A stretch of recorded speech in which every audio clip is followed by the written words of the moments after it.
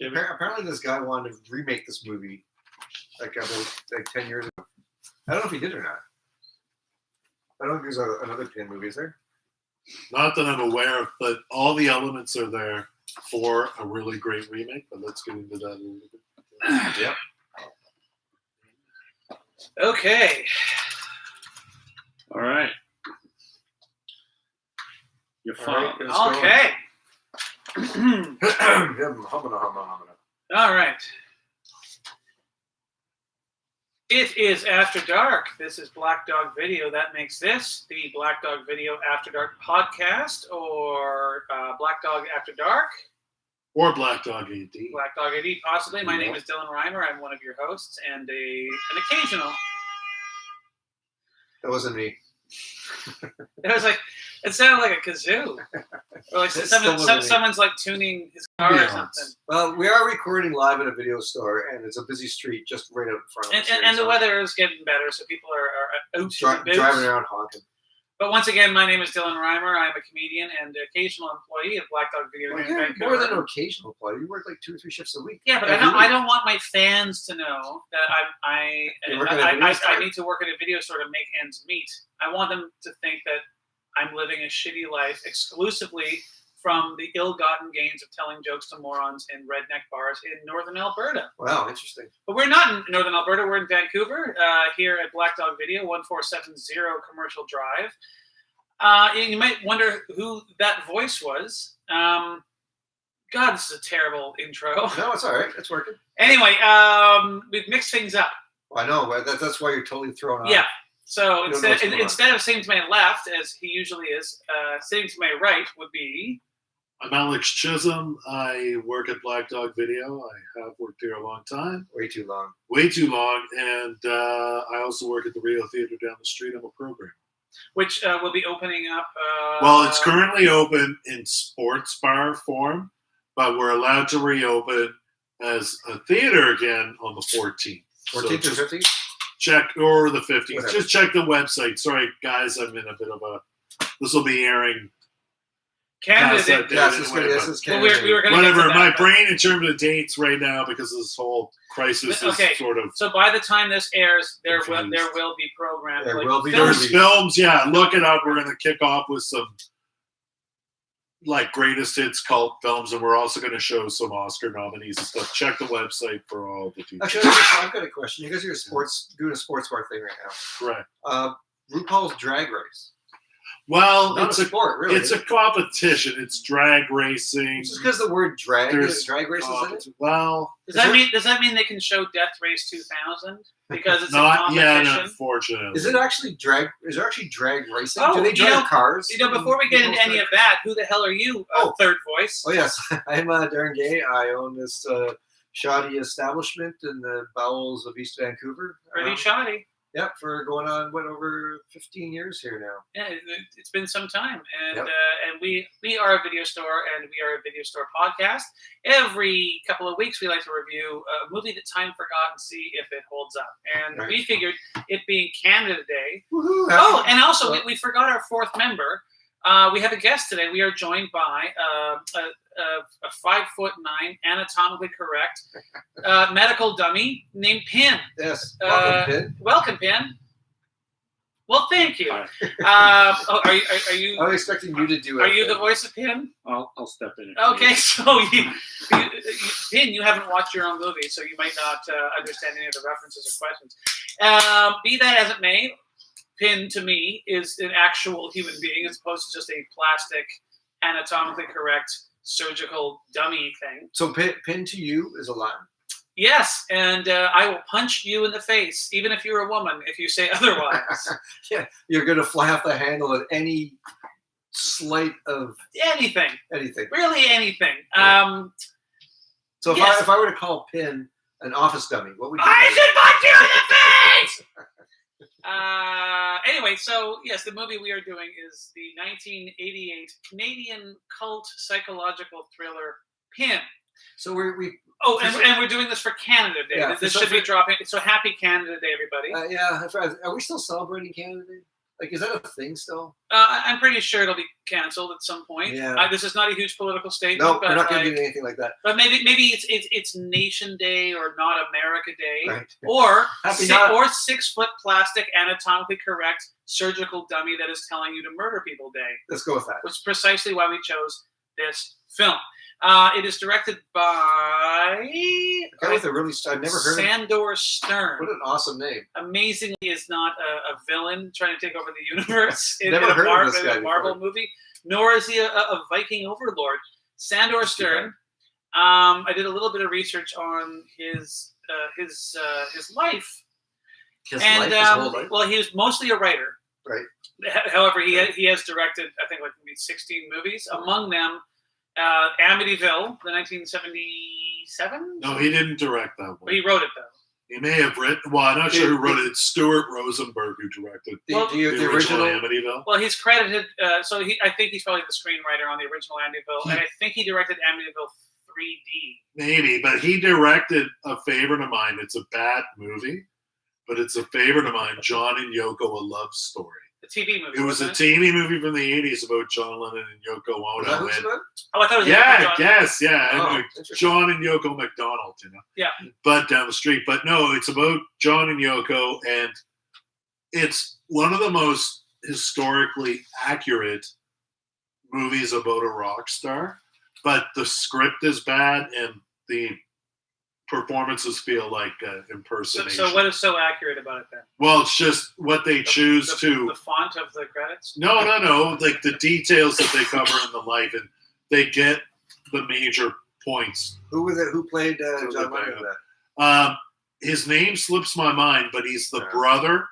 You've seen Withnail and I, Of right? course. Of course. Well, I and Withnail, the guy who played I, yes. his name's like McGann or something. It's Paul, his Paul, brother. Paul McGann, he was Doctor His Who. brother plays. His brother plays John Lennon, and I can't remember who plays Yoko, but there's a scene with a delivery boy, and With me and Dale's my brother. friends were like, "That's him. It's got to be him." It's a very young Mike Myers appears in Oh, it no too. kidding. But the movie, yeah, it's a bad movie, but I owned it on VHS for years. Show off. He, And Rick, the first, it just kind of segues into the first time I saw Pin. oh, okay. A friend of mine lent it to me on VHS, and I, at the same time, coincidentally said, "Here, I'll borrow this John and Yoko movie for a laugh," not realizing it was the same director until we each watched the movie we had traded. No shit. I guess he was a fan. He's got a, as a writer, I don't know if this is relevant or anything, mostly ghost wrote for VC Andrews. You say Ghost Throat? Ghost throat. You said Ghost Throat? Ghost wrote get this, 90 VC Andrews novels. I guess VC Andrews is no longer, or I don't know. 90? It could be VC Andrews might not exist. How long have those people been in the attic for? A long flower. God. They're not flowers anymore. No. Like full grown trees. I read that first one. I don't know if they're all flowers in the attic, but stories. But If not, they're petals on the wind. anyway, Sandor Stern was cranking out the Roots in the ground. the pulp and found time to Direct Pin. write and direct a number of movies and television, including a show near and dear to my heart, this 80s series that nobody remembers called Probe, which I think I know. Was it about the That car? would go good with that 80s sitcom I've told you about, Throb. Those two would be good. Probe- Probe and Throb. Probe. Maybe it was a Probe was 90s ahead of the sitcom. curve, man. Probe was about this genius, like agoraphobic sort of Sherlock Holmes type character. Like House basically ripped off Probe, although Probe was canceled after 6 episodes. Dr. And I'm the Probe. only person who can remember the show Probe. Yes. Now I can't remember the name of the star, but you might know Alex. Sure Who is. played the Hardy Boys? Well, there was, give me a second. Sean Cassidy was one. Yeah, and Parker's, not Parker Parker, Stevenson. yeah, Parker Stevenson. Parker Stevenson. I always confuse him with Jameson Parker from Yeah, Simon and Jameson Simon. Parker. Parker Stevens. Starvin- And Sean Cassidy. Starvin Parker Posey. Parker Stevenson was the star of Probe. I just want to throw to any of our 68 listeners who remember the show Probe. I hope was there's some later on Probe I'm Bigfoot with out you, there. buddy. The movie directed in 1988 stars David Hewlett. Oh, we're talking about Pin now. We're back to talking about Pin. our Canada Day pick for whatever reason. Yeah, you picked this You one. picked I it. suggested it, and, Yeah, and, we and went with it. this is the only one that all three of us agreed on. And frankly, Well, I'm surprised either of you went with it. Well, I was excited to watch this. I just get sick of arguing. with Actually- people. actually, the reason I was excited to watch this is because I've never seen Pin, and I've always wanted to watch it. And then so once we decided we're going to watch it, I was like, wait a minute. And I checked my Letterboxd account, and I watched it 8 months ago. Oh, I totally forgot that I'd seen it. oh, it's that big night you did heroin for the first Well, time. I think I may have had a few pops that night because I watched it with my wife, and she was astounded that I did not remember. I wonder how you could forget this. It stars David Hewlett. I don't know who that is. He was on the Edison Twins once for our Canadian listeners. Okay. Do you remember the Edison Twins? I remember. Okay. You don't remember the Edison Twins? I remember. Nobody does. Hey, I said I Pin. Do you remember the Edison Twins? No. Oh, my God. I remember Because it. it never happened. I only mention it because it's Canada Day. The Edison Twins. You'll always. You know, win, the just more like you this. say it, it's not going to make me think. Anyway, and he was in a kind of a fun little indie flick called Treat Murray, which we have here on Black Oh, Dog right. Video. Yeah. I've heard that's pretty good. It's not bad. It's not great, but it's Is an it, interesting idea. is it Canadian? Because that's a Uh, Canadian movie.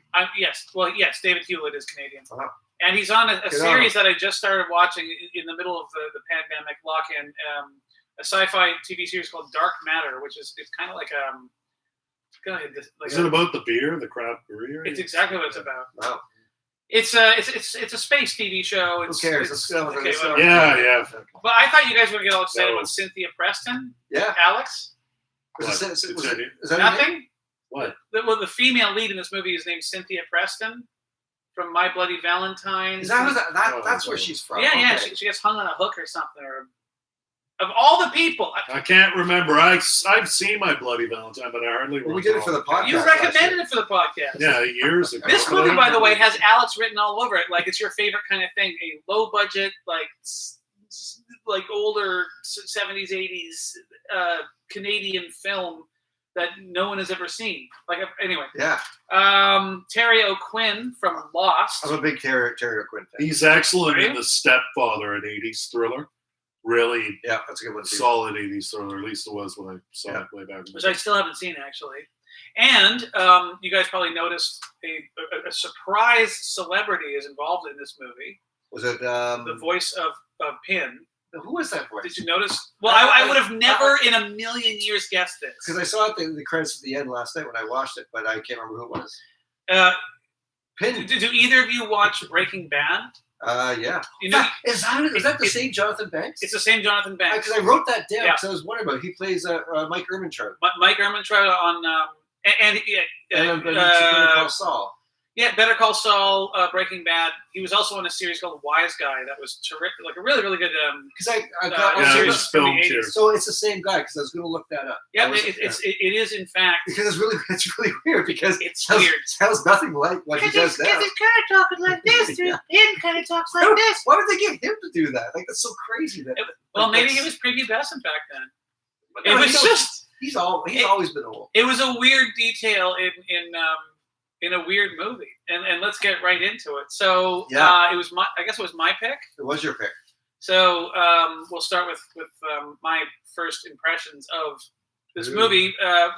This was for some reason I had this poster on my wall You had the pin in poster in your wall? grade 8. Well, there was a movie. Above your bed. I grew up close to a Mega Movies, and so when this thing came out on VHS, you know, they'd have a box of posters. Yeah. This was a pretty standard thing for video stores back in the day, and I just grabbed a few, and I thought it looked cool because it was like a weird wheelchair at the top of a set Couple of of stairs. stairs. That's actually a pretty cool poster. It's a really cool poster, and it said like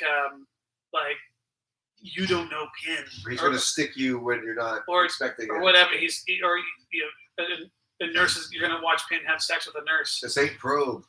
This ain't your daddy's Probe. Actually, Probe was after Pin, but no, it was before. Whatever. Yeah. So then I never actually watched the movie. I just liked the poster, and then it would just come on CBC late night all the time. Like Pin Canadian, okay? was always on, and I would always come home drunk and go, "Hey, that fucking Pin thing." Were you like 12 at the time? No, I would have been 15. Right. And I would always try and watch Pin and then fall asleep because I was expecting. Well, we'll get into what this movie kind of presents itself as and what it actually is. Right. It was entirely too strange to keep my attention in my drunken adolescent state. And so I think watching it last night was the first time I ever saw this movie. How about you, Darren? Well, I already explained. I've never thought I saw it before. Turns out you had. 8 months ago. Yeah, pinned on your head. Yeah, I actually, when I watched it 8 months ago, I watched it with my wife, and we both totally enjoyed it, like tip to tail. We had a blast watching it. She remembered a lot more about it than I did. She did not watch it again with me last night, Oh, considering she just watched it 8 months ago. you might want to give 9-10 months Yeah. between viewings of Pin. Well, I'm shocked that I didn't remember. When I was watching it, I remembered everything that was happening just right before it happened because I'd seen it before. But I still really enjoy watching it again. So Right. But I don't. My pin history is quite limited. Mm-hmm. Alex, had you ever seen Pin before this podcast? Yeah, I first saw it in about 2004. I used to work at the Ridge Theater, which has been torn down. And a friend of mine, yes, very sad. Another one bites the dust. But a friend of mine, Laura, who I worked with at the theater, was always talking about this movie. She had it on VHS, and completely coincidentally, she was like, "You got to see this movie, Pin." And I was like, "You got to see this movie, John and Yoko." And we exchanged them, and not realizing it was the same director, which tended to be weird. But all I remember is her handing me the VHS of Pin and saying, "He's family." Did you drive up in your car and she drove with her car in an abandoned parking lot with then did you pass the videotapes across to each other? How did you know that? I just knew that. Weird, eh? Interesting. Or maybe you met at the Duck Lake. But I remember when we were going to hang out next time, and we were like, "Yeah, I'll get you that movie I've but like, "Oh my god, it's the same director! Isn't that weird?" Yeah. So there you go. That's okay. So that was about 2004 when I first saw it. Yeah. So I guess none of us actually saw this when it came out. Nope. For some reason, I thought it was a much older movie than 1988. It seems older. Yeah. Because it seems it could have been filmed in the 70s, 80s, or whatever. Because it's pretty, sparse locations, like overlit all the rooms. It's almost soap opera-ish a lot of times. Yeah. It's very low budget, which is fine. But yeah, well, I did a little research into this thing. What happened was the book. It's based on a book called Pin that came out in 1982, I think, maybe 83, and it was optioned. And so the screenplay was written and it was shopped around, and then two separate producers really loved it and wanted to make it, and then a third, I can't remember exactly what happened, but they basically these two producers didn't even know each other, and then they met at a party or something, and they started talking, and then they started talking about this screenplay.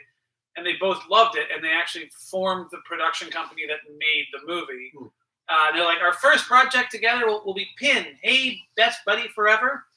And then after about 2 weeks of shooting, one producer loved it, and the other producer's like, what the hell are you making here? Like a wanky art house festival for...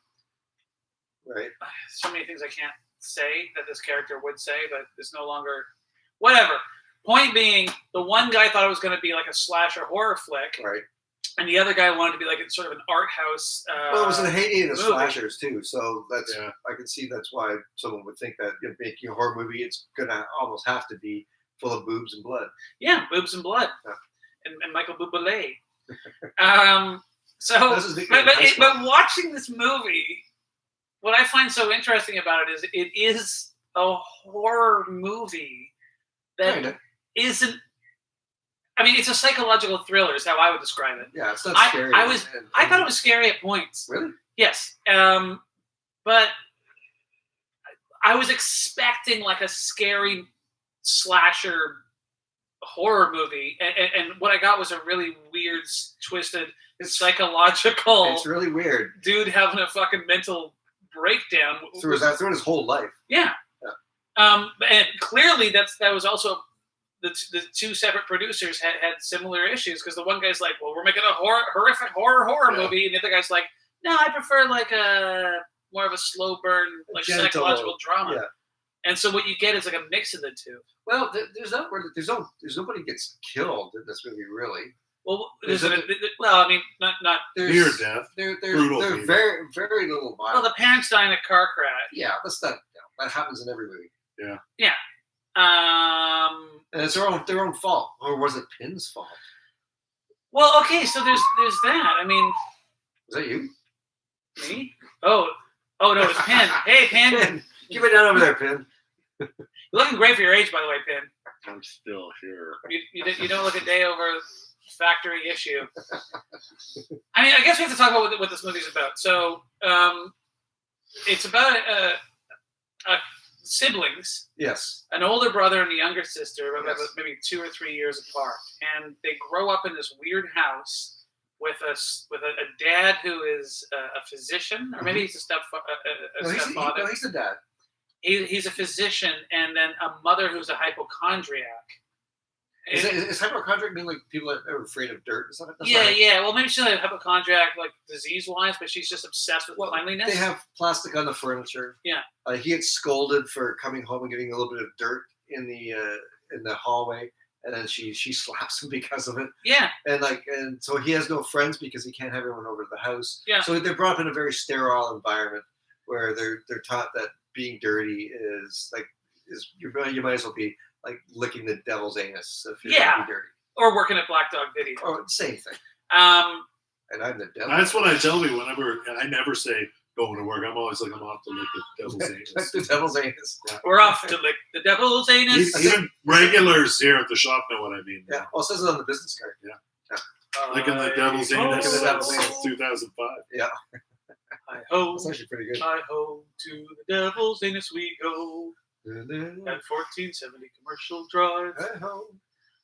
Yeah, so clearly a psychosis is setting in because of this weird like sterility obsession on the mother's part, Well, and then the weird father. yeah, because they're so distant and unloving and cold towards the children. Like the only way that the father can basically communicate to his kids is through ventriloquism, through this Medical dummy. this medical dummy. Or as my favorite line in this movie is when the little girl calls him an office dummy, which I don't know why I find it so funny. I just want to move that into my everyday vernacular. Office dummy, just because it can apply to so many different things. But yeah, he pretends that it's alive, and the kids, being young kids, kind of buy it. Yeah, That the gross looking, because it's a dummy that has like a transparent skin, so you can see all its organs and shit. yeah, it's like a weird muscle. Well, do you ever have that invisible man or invisible woman? Yes, When it's visible like it was called. Visible. That's right. woman. That's right. Not invisible. Visible. Because then you wouldn't be able to see anything. Yeah. But yeah, because it was like a clear like model, and you'd have like all the organs. I painted all like the intestines and heart and lungs, and you'd assemble it inside the model and stuff, and put clear. I had one from a yard sale, and it was I bet it was missing half. It was a visible woman. No, it was complete, and it also had a pregnancy option. You could Oh really? Yeah, it was up on a shelf. I'll bet for a it while did. there. I only. But had then the again, visual- every doll you had a pregnancy option, didn't it, Alex? Hey, how come Barbie never got pregnant? Boom. Thanks, And Tim. came in the wrong box. That's not bad. That's I heard that terrible. once. I went That's into- terrible. Many years Oh, ago, yeah. I went when I first moved to the neighborhood. Around about 20 years ago, I went into Cafe du Soleil, and one of the servers behind the counter went up to place my order, was standing there in shock, both hanging open, and the other server was like, "Are you okay? Are you okay?" And then talking them through. I'm like, when I walk up, I go, "Is everything all right?" And they were kind of ignoring me. These two women working the counter, I and see they were your talking amongst concern, themselves. And one of them said to the other, "Oh my God, it was so disgusting." And then she looks at me and goes, "Yeah, an old man just paid his bill or whatever and said to me, how come Barbie never got pregnant? Because Ken came in the wrong box." And I burst out laughing. I just thought it was really funny. And so And- you were banned. Yeah, they evil stared me out of there. I had Well, to get yeah, out of there for because that. it's a stupid, gross joke. It is a stupid, probably- gross joke. And I could understand why it would gross someone out for sure, especially, women working in an Yeah, environment of where course. they Oh, have to deal with. but I just whatever. I think I had just finished like a late shift, and just hearing that joke in the context, it genuinely cracked me up, and I laughed because they were pissed off. It's a shame. The toenail salad at Cafe du Soleil is to die for. Hey, we should be putting down You know- locations, should we? I don't mind putting down Cafe du Soleil. That place, Don't put Did down you- Cafe du that Soleil. place is disgusting. I ate chili there today. I love Cafe du Soleil. Did you I make? don't want to turn Oh, this okay. into a bad So they show. finally took your mug shot All right, down let's off the stop. wall. This is all going to be cut off. You should have told the joke again. Yeah. Well, Hey, why can't Barbie have an orgasm all right. Just, or whatever? Because Ken's box is Hey, too I big. fucked a doll in Dartmouth. Oh, all sorry. right. Let's start over, shall we? all Hi. adults This is have- still, yeah. Pregnancy options. Tonight's podcast, take 2. Anyway, so yeah, Pin is this. I have no idea why he's called Pin, by the way. And Well, it's mentioned way later on in the movie, just like a throwaway line, because its original name was Pinocchio, oh, but it's not made of wood. I don't know why they call him Pinocchio, and he doesn't. His nose doesn't grow because he never well, lies. is he made of wood? No, Okay, oh, he's no, not made of wood. Yeah, His so brother's made of he's wood. this like translucent muscle, like a plastic man. Like you might find in a doctor's office, possibly. Yeah. And Although it- he's it- sitting in a chair for some reason and in the doctor's office. it put me in mind. It's a medical dummy. There was a sketch Office dummy.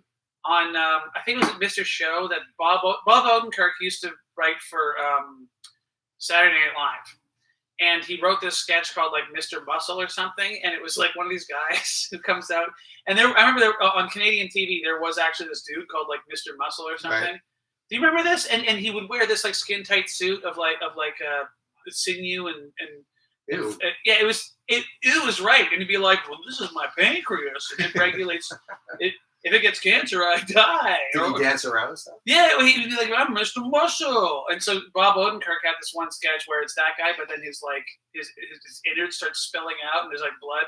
It's like that, but with Hellraiser sort of thrown into the mix. Cool. And it was too disgusting for network TV, and it was also too disgusting for HBO. And I read the Mr. Show biography, and I've always wanted to see that goddamn sketch. Oh. Anyway, so Pin is like this, anatomically correct, plastic, no skin, weird muscle skull man. The way the movie starts off is interesting. There's a bunch of like kids that are sneaking up to a house, and then because there's like someone's always staring out of the window, and they don't know if it's alive or not. And so one of the kids crawls up, and hears the office dummy talk to him, like "Get out!" Freaks the kids out, and they run away. So you know what's so disappointing? Sorry. Yeah. Doesn't its eye move? They don't hear it saying it. no, it says "Get out." You don't see anything. You just you see the There's like a curtain. the curtain kind of waves like Pin's eye view. Yeah, like move the But curtain. it's like in typical Canadian movie fashion. They're not even going to, and this thing is Canadian through and through. Oh yeah. I thought the kid would like sort of stumble back and then fall like one story under the grass. Maybe be impaled on the fence. But instead, it's so scary, and then the kid takes his time slowly climbing down. Yeah. I'm like, oh, I guess they couldn't afford a stunt kid, safety or first, So so that's the beginning. Is what the hell is in that window? And then it's fast forward then it goes 15 years into the past, whatever, when they're kids. That's right. Growing up in this shitty house with Tara Quinn as the crazy dad and then the crazy mom. And and so dad's got this like medical dummy. Now, I understand why you would, if you were an instructor or a teacher, Mm-hmm. I don't know why you would have that thing just as a general practitioner. Well, I don't know, because it's if you have to explain something to a patient, this is. It makes. This is your I'm not penis. questioning that being in a doctor's office. I mean, not that I've encountered too many pin-style dolls in doctor's offices, but you'll usually only in see like nightclubs. an anatomy. Yeah. Stuck but you never see it sitting in a chair. Sure, you do. No, you never see it. Like it's always like it's on a hook or it's Hanging from a noose. Yeah, exactly. but You're dressed up as your mother. But it's sitting in a chair with a towel over its nether region. Oh my god! Sorry. No, which makes it weird because now you just want to look under the towel. I gotta have a look at that shit. Yeah. And then, but it's a Canadian movie, and the joke is obvious. Now I know why they call you a Pin. So then the kids are curious with sex or something. Oh yeah. And so dad, instead of going like, well, there's willies and woo-woos or whatever conversation which will explain everything. you parents have. Well, no, I've always thought that was hilarious when parents are like, where are the birds and the bees? No, your dick gets hard and you put it in a vagina. I mean, maybe you don't see Out pops a baby. Just show them a porno for 2 minutes. And that's how it's done. Yeah. Well, why is there always a pizza guy involved? it's like anyway. So instead, Well, and you don't even know about Pin yet. It's just like Pin is just in the corner, and the kids come in, and it's just like, I saw a couple of slugs rubbing up against each other, or whatever. They have What are they doing? these curious kid questions about sex, and instead of it going, oh, okay, well, it's time to tell you about the birds and the bees. I am a physician after all. Yeah. You hear like, oh, sometimes a man and woman get thirsty for reproduction. Like it's usually the thirst. No, it's called the need. Oh, the need, which they go on. It comes back to the whole movie, the need. But he compares it to a glass of water. Like, when you get thirsty, you drink water. Grown-ups they have the need. It's like, oh, you'll die if you don't ejaculate or whatever. Coming from a plastic, skinless doll named Pin, Which with explains, your clearly your father's voice. Yeah, that gets the ball rolling as to why these kids end up the way they do. Oh, At absolutely. least one of them. And that coupled with the sterility obsession of the mother, it's a miracle only one of these kids turns into a lunatic. Yeah, because the girl's fine, but Leon, the boy, he's off his rocker right from the beginning. I'm wondering if there's any homosexual subtext in this. I couldn't tell if they were. He lunges at the opportunity to take the clothes off the dummy at the very beginning. He goes, "I'll take the clothes off it." And then the dad's like, "No," because I think he wants to remove the towel over the genitalia. Yeah. They're doing a little sex talk, and but that could just be childhood curiosity. But there's like this through the whole movie. There's this he's such a repressed character. Well, there's a couple scenes. One when they're at the dance, and what's her name's like Rhonda, or it's like Marcia. Marcia obviously likes Leon, and she wants him to dance, and he just like walks off in a huff. And then later on, he calls Marcia up for a hookup for that night. Yeah. And they go to the movies, and she's like licking his ear, like really licking his ear. She was going for it. I thought she was gonna like eat it right off the side of his head. Right off. Yeah. And then they go back to if you put peanut butter in your ear, a dog would lick your ear that hard. He must have had a lot of peanut butter in his ear. And she must really like peanut butter. Yes. And Totally. sex. Yeah, because so they go back to his place, their big ugly mansion, and she takes her clothes off, and he's like, I'm worried about Pin. Yes. And she's like, I don't mind your penis. Yeah, but who's Pin? Oh, he lives with us. Oh, he'll be. No. He's staying with us for a little while. Yeah, and he's like, it's just so weird and so awesome. And it's nudity in this movie, like out of the blue. It was totally unnecessary, and probably. I mean, I don't know what this film is rated, but with the nudity, it's got to be R. Well, that's the only nudity really in it is her boobs, right? Yeah, and it's not remotely necessary. I don't think there's any swearing. There's not that much violence. No. But just out of the blue, you just see boobs, which I'm not complaining about, because I mean that's what Sounds CBC like late night was all about. Oh, I understand. I understand growing up. It was movies filmed in Quebec that showed boobs.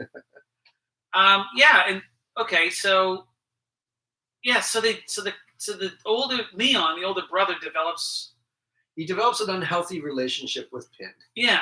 And the sort of the I don't know, it's like the climax of this early on, so to speak. Is when he goes to the office. Because he wants to talk to Pin, and of course Pin's not responding. But then Pin, what's wrong with you? Don't be a dick. This is probably my favorite scene in the movie, and this is the best.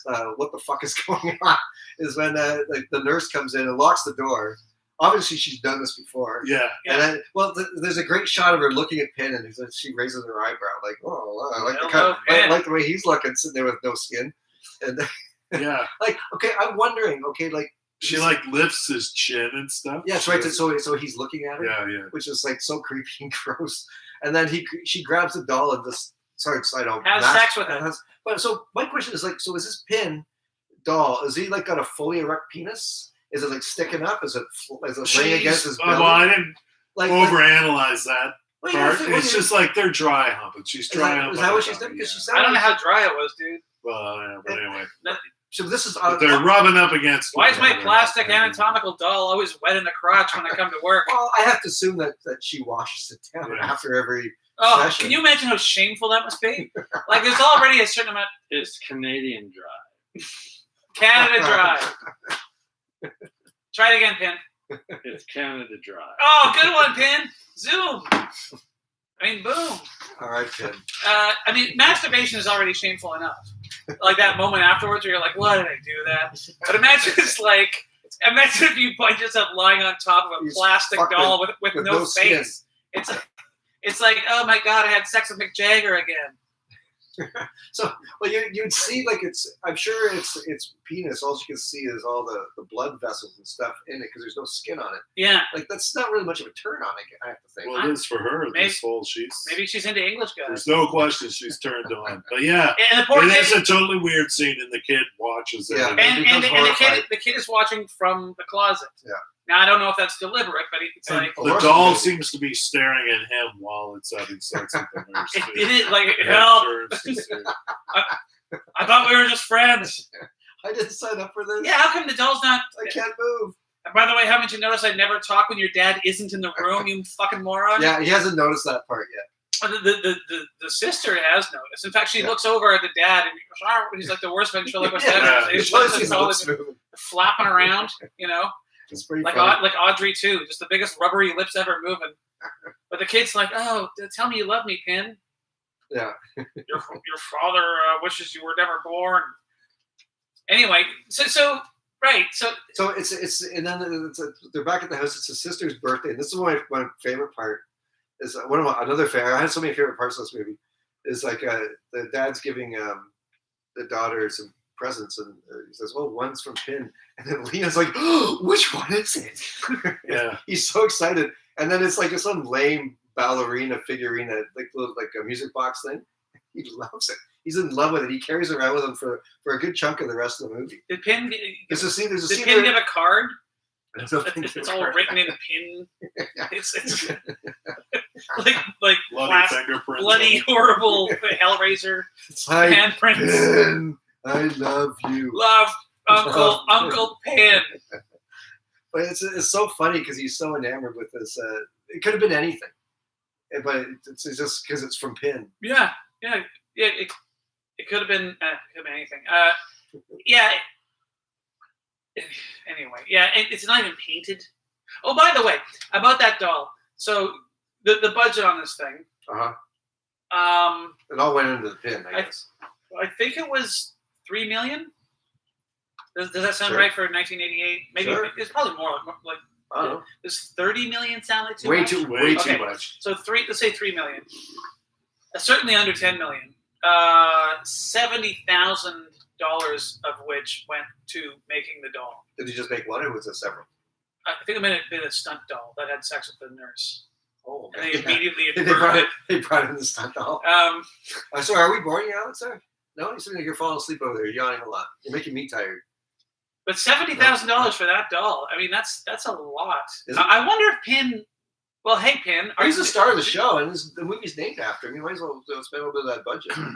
You know, Because there's really not much else to like. Oh, everything's taking place in like maybe 5 or 6 rooms, basically. yeah. It's just the one house and. And then the car accident is basically the only outside. And once scene. again, like they need to illustrate that they're speeding. So what they do is get the car to drive at the legal speed, and then speed up the film. Yeah, they Like sure did. you're not going to hear Benny Hill music whenever you see that. But it was all tire squealing. You're driving too fast. Slow down. Yeah. So the dad, for whatever reason, he's got some big speech. Yeah. And he's When like, I forgot my goddamn notes back in my my doctor office. Right. And then he goes back, and his like teenage son is standing there, like having an intense conversation In the dark. with Pin. With Yeah. And Dad's like, right, Something's wrong. taking here. that fucking thing away like immediately. And the mom's like, oh, she's like, oh, Pin, I hate this thing. No, she's like, I hate when you put it in the car. It's like this Yeah. is an ongoing thing. Yeah. I have to assume this is the first time that Pin's been in the car because he's been in the office the whole time. Well, anyway, yeah, and he's saying he's gonna. The dad's saying it's an opportunity to get rid of the doll. Yes. He's gonna donate it to wherever he's giving. I'm going to give it to the Salvation Army. This is a pretty neat scene where they're driving and he thinks he sees Pin in the rear view. Because mirror, they're and because looks they're going at so the fast, yeah. Pin's moving around the It's back of the moving, blanket, yeah. the towel falls off him, and then all of a sudden he's staring at him. Yeah, it's just like that's never not going to be creepy No. though. And then of course they crash and they both die. And they both die, but Pin's still okay. Yeah, well, yeah. You know, and then the son shows up on the scene of the crash. I don't know how it. Well, yeah. Like when there's a car crash, do people phone the kids to bring them to see their dead parents? You want to see them before we take them to the morgue?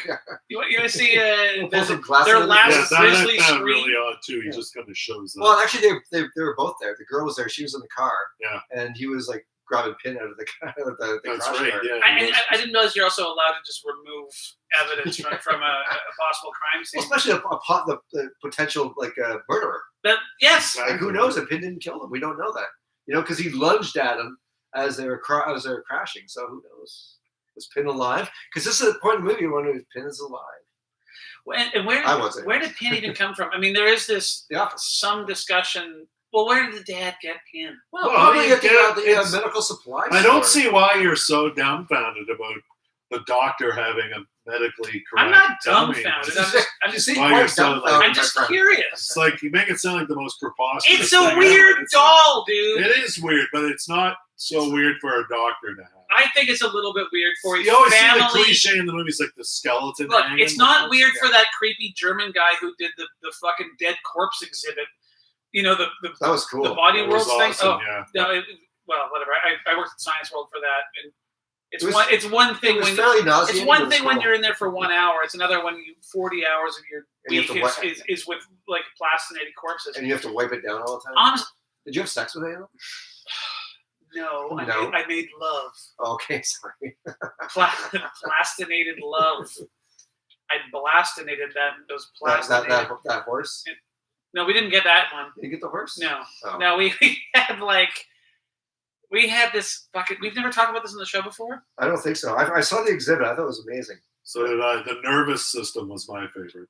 Yeah, it was. It got to be fairly revolting after a while. It but was I liked increasingly repulsive. I didn't find it repulsive. Oh God, they had the man. They had a table that was like an obese person that had been Yeah. I guess sectioned off. That's right. Why is it a fucking table? And then on top of that, all right, science is science. That's Science. keep hitting your thing. Stop hitting my thing. It's fine, but there came a point where I felt that it crossed over from educational into just tacky, not even art, because they had one that looked like C-3PO and it was called the Spaceman, and I'm like, that Spaceman maybe never even saw Star Wars. Maybe. This is some person who was been walking around having a life, feelings, emotions. Well, everyone donates. Yeah, they it's don't- not like you steal their bodies. everyone donates their bodies to science, or you should anyway. Just donate your body to do something. I'm- I think it'd be awesome. My body was down in Science World. all So this would I. stuff. I've donated my body to I'm science. donating my body to Not to entertainment. Body Worlds, but I'm the next Pin. I've donated my body to the remake of Pin. The Oh, reboot. cool. Yeah. Excellent. We should get on that. I used to stand You have to be dead for that. at right? the exit of that plastinated corpse exhibit at Body Worlds. And by the way, the guy, the German doctor, I can't remember his name. Mandalay? He's one of these people who has no eyebrows. He's really pale, and he has skinny little teeth. Like and no Robert lips. Blake in Lost Highway? No, I wasn't going to say that, but if you've ever seen Poltergeist 2, The Other Side, The Poltergeist? there's an evil preacher who comes from beyond the grave, and he's evil and pale, and Oh, that guy's amazing. he wears a black hat. Yeah, it comes up That's to the door. precisely Wow, that guy's so fucking creepy. what the German doctor behind. Just look it up. I can't remember his name. I don't have a computer. so And I can't everyone's remember. just they see photos of this guy. It's I wouldn't want this guy on in the same room with me. Never mind cutting off my dick and turning into corn on the cob. Well, the Oh, this is- results this- are there. The exhibit's incredible. Pretty sure there wasn't a buffet there. Everyone's not yet. Everyone's signing up, and it's yeah, okay, you think that you're going to be one of the cooler ones, Mm-hmm. but it might just be that you're. Like a finger or He something. cuts your hand off and makes it into an ashtray. Yeah. He's fucking around with dead bodies. So, And people are paying $30 and waiting in line to see the Yeah. victims of this macabre yeah. German. I thought it was a Nightmare merchants. wonderful I'm show. I'm still waiting to where it gets bad here. This is all good to me. All right, fine. we Anyway, should so- probably get back to the movie. Anyway, so I'm waiting to get back to to the answer your question, Alex, I do think it's weird to have a plastinated corpse Fascinated. or a wannabe corpse in when you're like a family practitioner. It's No, I think it's perfectly normal. well, what better way to put the children at ease than to have a no skin? Especially the one that Well, talks. this movie shows what happens. It's not Yeah. about putting the children at ease. This It's movie's making not it, about make it, that. Well, it's making them crazy. Anyway, Well, It's so probably a poor choice by the doctor to have one, but it's not implausible that the doctor. anyway, one of the questions I think that you're supposed to ask yourself as a viewer of this film is, like Shining style, is the guy actually crazy, or is Pin actually alive? Well- Which makes me question, where did Pin come from? Well, for me, like I know the movie's aiming for that kind of ambiguity, but it doesn't work at all. I know damn well it's like Of a course. guy Because you can see with issues who, because you can see the dad Of mouthing course. all the words, so you know he's not alive. But you try to in Leon's mind, he's alive. He's someone that's his best friend. This is his only friend he's ever had in his whole life. So this is in fact a very, very sad. It's very sad. So it's But actually, it'd be more sad if Leon was somewhat sympathetic, but he's not. He's just an awful person to everybody around him, especially his sister. Like after on her birthday, and he's going about Pin's present and how awesome it is, and she says he's just an office dummy, and he also slaps her. Yeah, like it's really hard. brutal. Says, "Don't ever say that." It just freaks out. about my best friend Pin, who never ages and stopped talking when my dad died in a car crash. Yeah. Well, this is I think this is mostly before the car crash, but anyways, she and this Leon's bringing the figurine dancing thing everywhere she goes, and then when they're giving the sex talk, when Pin's giving the sex talk, and then they're in the bedroom, and she's got like a porn magazine. Oh yeah. And she's looking at, and of course he's not interested. He's got the figurine doll, yeah. And then she says something really Yeah. funny. She's like, "Oh," it's like she goes, "I think I'm really gonna like this." Well, She's they're talking 10 about. years old. they're Where talking did she about- get it from? A classmate? No, Is that it? Or- it was under her friend's brother's bed. oh, that was at but like her classmate friend. Yeah, goes sure. for it. And she asked the brother, like, have you ever had the thirst or the the need? need, the thirst. And he's like, not yet. I'm not old enough. And she's like, oh, I can't wait to have the need. "Yeah," and she says, "I think I'm really gonna like I think it." I'm This is- really good. It's just Well, hilarious. I got news for you, lady. Well, she does Yeah. because she showed the next scene. Well, at She's 15 years old, she's going for it. Yeah. And not just in a parking lot, in a parking lot full of people. Who bones in a car at all? I mean, it's been literally 20 years for me. yeah. Well, of course we're old men. We don't bone in cars anymore. No. No. I lost my virginity in a car. Did you really? I did. What kind of car? It was a '72 Monte Carlo. Oh, But I'm not going to get any more details than that. which seat? I'm not going to say. What was in the glove compartment? Did a bunch of brunch painters watch it? A lot of gloves. What's that? I am no longer of the body type that could reasonably have sex in any size car unless it's a hearse. Actually, a hearse would be A awesome. hearse you could do. Yeah, you there's know, lots of room like in it the was back. 6 feet under because Lauren Ambrose bones it in her green hearse. She and might 6 as feet well. under a few times. Yeah. Well, why would I live in my fucking hearse if I could? If I had a hearse. Well, you should get one living in. But anyway, so they go to some.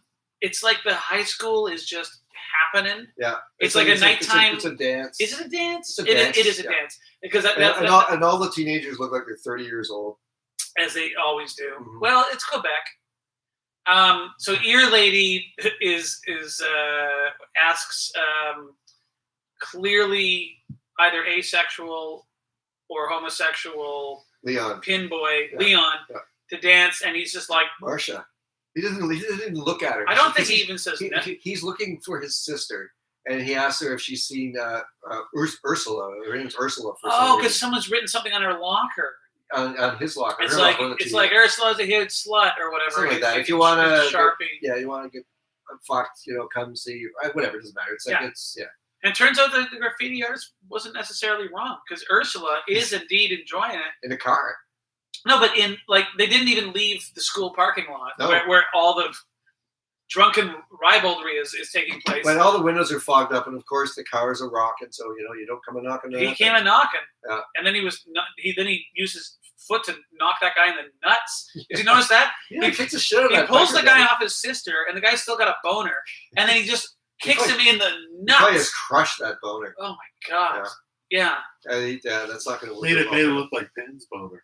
And it's just We don't know what Pin's boner looked like. I Well, just assume We he were was- talking about it being I think Pin. I think he had a pretty good size, because there's a scene when the girl pulls off the towel, she's like, oh, Hello, Pin. exactly. Yeah. And then he's all like, like his face is different. Actually, there's a scene just before this, this secondary dialogue of characters walking by, and Leon's on the sidewalk, and there's two girls walk by, and one of them says, like, do you think I should sleep with them? And the girl goes, you have to do it, which is crazy. It's like, no, you don't have to do it, but it's just a funny little, weird little, because it's all about the sex at this point, and it's just, I don't know, I found it weird and funny. Oh, yeah. Many years ago, I was on UBC campus and coming from the beach, and I walked past two nerdy-looking, they looked like students, and it was a girl talking to a guy, and she said, just take her out and sleep with her and get it over with. That's what the girl was saying to the guy. Oh, get it over with. Yeah. I've had female friends give me similar advice. Really? Yeah. Well, what do you mean, get it over with? Like, isn't that something that you want to actually No, do? it's like when you have Maybe they were nervous. I once had a huge Never know. crush on a girl who later became my girlfriend, and it was just like, it was months that my friends and her friends had to hear us talking about each other and never actually hooking up. So you get to the point where you're just like, oh, for the love of God. It's like in Reality Bites when it's like, oh, will you two just sleep together and get it over with, Right. All of these days, I suppose that could have a different context and blah, blah, blah, blah, blah, blah. We're 47 minutes in. Let's take a break. Do we want to take a little Yeah, fiver? I did take a break. So we'll be back to polish our plastic, anatomically correct companion. So Yes. go nobody, go nowhere. Oh, my goodness. Oh, you just have to. You just have to what? Sleep with them. Oh, you just have to. Another time I once overheard. I was out there. Yeah. Um, I think I was either coming from the beach or I was post-term, but I walked by two students. Another time I heard a woman say to a guy, the last time we made love, they got kind of rough for this. maybe it did. Random things you over here. Yeah. It's pronounced gigabyte, but everyone says gigabyte. Never say gigabyte. And the other guy goes, no. It's pronounced gigabyte, but everyone says gigabyte. Never say gigabyte. You overheard that one? I overheard that at the keg. Oh. And Well, I just thought it was the fucking nerdiest thing I've ever heard in my entire life. I remember one time being on the 20 bus and it was taking a left on the Hastings off a commercial. And a woman was on the cell phone. She goes, okay, now we're breaking up. No, not romantically, cellularly. That's what she was saying. That's she was talking to her fucking friend. hilarious. Like they Because seemed to we're be they were breaking talking up. intensely already. No, you moron. We're staying together forever. I was just talking about my cell reception. The wedding reception? You've never seen Penn, have you, Greg? I have when I was younger. I actually remember it because it's a simple plot. Yeah. It had an effect on me. Like it kind of sits inside you for a long time. I gotta be honest, I've been thinking about it It's weird. since I mean, I know It's true psychological horror in the fact that it actually gets in your bloodstream. Because I haven't seen it in like 30 years or more, and I still. Could you please grab me Remember. one of those waters? Yep. Thank you. Can I get a peach pure? Yeah, great. Thank you. I'm okay for now. Actually, I'm gonna. And in fact, every time I see a Tool album cover, I always think of Pin. Should maybe a lamp? Actually, no. Because the artwork on Tool album covers, most of them anyway. Our medical dummies? That's his style, that translucent. Yeah, They do it on Nirvana too. Video Like there's, it looks like an invisible woman with the wings. That's the On utero utero, art yeah. piece. It's utter. Yeah, I know. By the way, yeah, I think it goes with the same. Leave out the stuff where we're talking about Cafe du Sol. Yeah, we shouldn't be slagging business. Oh well, I never slagged it in that. That's the No, thing. you Leave it didn't. out. No, No, I love it. I ate their chili today. I love Cafe du Soleil. They have a good bowl of like Ellen nice, doesn't like good sauce. I remember you took me for breakfast there a number of years ago. Yeah, I did. I remember that. But yeah, no, we should definitely don't be slagging other businesses on the drive. Especially Even when if you you yeah, don't- I will. It's like, don't. No, I ate there today. Yeah. Like, no, I don't want to. You're right though. I'm getting over it. Yeah, I did suddenly get tired. I think it's like the wings because I got up I took a nap. I drank a pot of coffee and I was feeling fun, but it sounds like those wings That are couldn't like. have been the pot. Everybody gets tired. No. I smoked sativa too. It's a pat me up. No, it's not. It's It working. just seemed to kick in as the wings were digested. I just suddenly felt really tired there. My turn. I Yeah, I eat know. wings. I don't feel tired. You think you'll keep that Twilight Zone or are you in the cellar? No, I'm gonna keep it. Keep it. The thing is, it's 15 discs, so I'm not gonna be putting this. No, they're not going on the shelf. They're gonna go in a binder. Oh, of course. Yeah, I just I'm gotta. gonna plow through that. Yeah. It's so good. Yeah, no, I've got like a giant fucking binder that's in the back that I'm gonna fill this one up first and I'll put that in. Because I didn't think we were gonna eventually get it, and I had just recently started looking on Craigslist to buy myself one. I'm like, we probably won't get it for the shop. And then that showed up. I'm like, yes, Yeah. it was in the back. Yeah, that's on Blu-ray too. It's gonna look great. It's so good. Daniel, as I said before, he owns it, and when he On first got VHS? it, on DVD, and when he first got it, we watched a bunch of the first season, and they're perfect. Oh, they're good. I totally enjoyed the Twilight Zone growing up. Oh, Yeah. man. There's some Oh good, man, some good frequent every ones. The later seasons not as Syndication. good. it's like every Sunday Right. night. Sometimes they'd have a 2-hour block of like 4 episodes back to back. Rod Serling lost a bit of control of the later seasons, and episodes became an hour long, and Yeah, they weren't as good. They Right. took outside submissions. And I like stuff. the. No, I guess that was that. No, that they did like a reboot in the 80s. Yeah, The it new- wasn't bad. The It's actually new pretty Twilight good. Zone I remember had it pretty good. Grateful Dead did the theme song for it. Oh, really? They played the. Oh, that's they did cool. like That's a right. chant. There was a terrifying episode based on a Stephen King short story called Grandma about this kid who's like, it is fucking terrifying. Well, grandmothers are terrifying. This kid has to stay home and look after his like bedridden grandmother. I'm vaguely remember It that. turns out that she's like got an evil witch or whatever. But Right. like, it's all from the kid's perspective. And like, Excuse man, actually, there were a lot of really good episodes But in that. one that I remember is like this.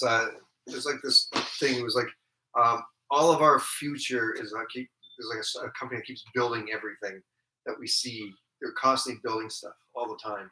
And then one time they leave like a wrench behind on a mailbox that's out of place in Oh reality. yeah. This is a really cool idea that everything that it's our futures keep is constantly being built for us to like every 5 seconds everything's being built for our reality. It's a really interesting premise. I've always, for whatever reason, that's always stuck in my brain. Did you ever see the Stephen King thing, The Langoliers? It's terrible. I think is that the one that's on the airplane? Yeah. But that's sort of the premise is like they get like a fraction of a millisecond out of step with time. Right. And so like there's these like weird creatures that just come and devour everything. Right. And they have to always stay one step ahead. And they're on an airplane that keeps landing and stuff that keeps happening. Yeah, and Bronson Pinchot plays this like It's not very good. it's terrible. It might be the worst. I can't wait to the Stephen King thing because there's so many worst. There's more bad ones than there are good ones. I think Langoliers might be the worst thing that his name has been attached to. Yeah. And that's not. What about the Mangler? I've never. You and the fuck. You both are into the fucking Mangler. I like I hate the Mangler. It's the worst movie ever made. I like the short story about it because on paper when you're younger and you're reading Stephen King story, it makes more sense on paper than when you're seeing it visually. Like a killer lottery machine You know. doesn't really make sense when you see it on screen. Well, did you ever read? There's a short story called Word Processor of the Gods. Yep. It was made in the Tales from the Dark Side did an episode. Yeah, and it just didn't work. No, it was- but as a short story, it was like fun, but like The show was so Z grade was the problem. Shall we get back to this? The budget of Tales from the Dark Side. I remember tuning in pumped when I heard like the show was premiering like modern Twilight Zone and it had a Stephen King adaptation. And I watched it and I was like, this is lame. filmed in Vancouver though. Oh, Tales. the opening credits were terrifying. though. Or no, wait. Was it the new Tales from the Dark Side or was it the Outer Limits? Part 2. check. I guess no one ever really rented The Outer Limits. I put it in the stock here the first season of the original series, but Let's get back to this. So, Okay. all right. So now they're young adults. And Ursula's 15. She finds herself pregnant. Oh, I forgot. After How could I forget? that, because Leon makes a promise never to have the need to do it again. Never be thirsty again. Yeah, and so they're sitting down by the river. I think he's still got that little ballerina doll or the porcelain figure ballerina thing, and she confides in Leon that she's pregnant. After she walks by her parents, they're sitting on the lawn and they don't even acknowledge her. Yeah, because they're cold, uncaring, robotic parents. And then so of course Leon's he's always upset because I don't know why he's so upset and obsessively controlling his sister. But his idea is that we should go talk to Pin. well, he's an older sibling, But still, and I've often found that older siblings are bossy. well, I'm an older sibling. Yeah, and you're probably. I'm the boss. well, right next to Pin, his only friend in the world. It's true. Really, when he really and he's probably grappling with some like repressed homosexual confusion. Well, we're not too sure yet. Yeah, because it's never I don't see any- It's never implied. I I don't say it. There's not for one moment that I ever think it's suppressed. No, I think he's Homosexual. I'm just thinking this kid's off his rocker He's because just he's fucked obsessed with the doll. yeah. He's got he's And she diagnoses him as a paranoid schizophrenic later on because she gets a job at a library and reads all the books that she can find on the subject. Okay, I should probably not. I guess I don't mean homosexual. I just mean no. No, seriously though. You said not that's in homosexual. that. No, word. hold Not on. in that Hold sense. on. I just mean outside the common sexuality or whatever, because he clearly has no interest in. He's violently he's violently Possessive of Pin. Look, a plastic man with no skin told him about the thirst, and then he like watched a nurse fuck that plastic man. Yeah. And then I'm just saying that messes with a dude's head. Yeah, but To the point where you're kicking a dude in the nuts because he's making out with your sister in the back of a car. well, it's actually. And then your weird sterile mother, and you know what I mean? Like, I think the parents are more responsible for his fucked up upbringing than him seeing a woman have sex with a doll. I don't know, man. If you were like 9 or 10 and you saw that, Yeah, you'd get over that and just forget all about it, like a normal person would. But he's fucked up because his parents are fucked up. But it's also too that scene's messed up because he's not sure if the doll's alive or not. It's just playing into him seeing like the doll, he is being treated like a human. he is schizophrenic and all of that. But on top of that, I think there's a distrust of sexuality, or there's something going on sex-wise with this dude. Okay, well, anyway, He's not interested in sex whatsoever. Yeah, so maybe asexual. I don't know. In 1988, like there was the Kinsey scale, and that was about it. Anyway, so What? So what are you talking about? What are you talking about? What are you talking about? Like, The Kinsey scale. What is that even like? I don't. is Pin chiming in all of a sudden? Look, Pin, I what is- He graduated meant to high say school in 18. What I'm he meant to say the pin scenes. that is not The even worst joke. that's That's not going to make it into the podcast. It's a pin It pun. No, what I'm saying is, like, remember 1988? no. When we remember Well, only because you 1988. were high on fucking Quaaludes. I went to dude. university. I was my Or first year of whatever. university. Quaaludes. I'm just saying, in 1988, there was straight and gay and maybe bi. AP. Yeah, like and the bi were even weirder than the gays, and but like, thank God you were straight. Like, that was sort of the common in terms of I don't know where you're going. Oh. Can we talk about Pin instead of like? I am talking about Pin. Oh God. It's like we just hand him a shovel and he keeps digging it. I'm not digging a shovel. Oh, I'm sorry. People were so open-minded in 1988. I forgot.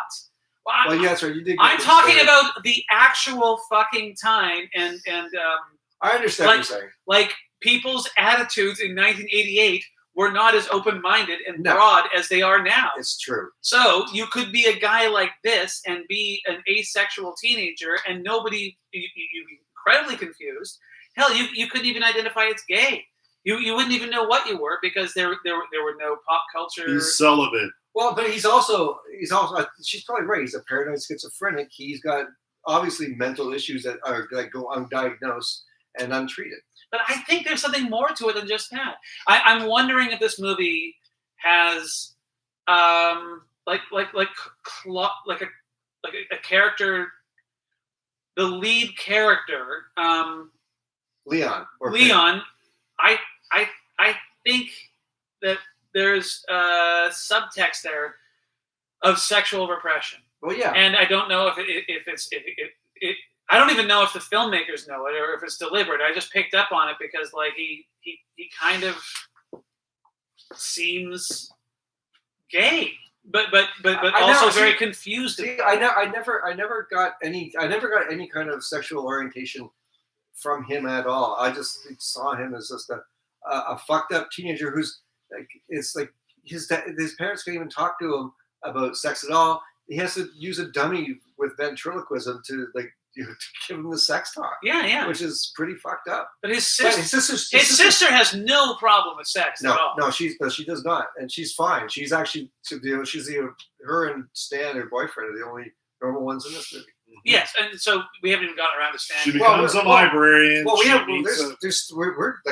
barely into this movie actually, plot wise, but we don't need to. So we don't need to talk about. I'm just saying, I think that there is a theme in this film about being a closeted person.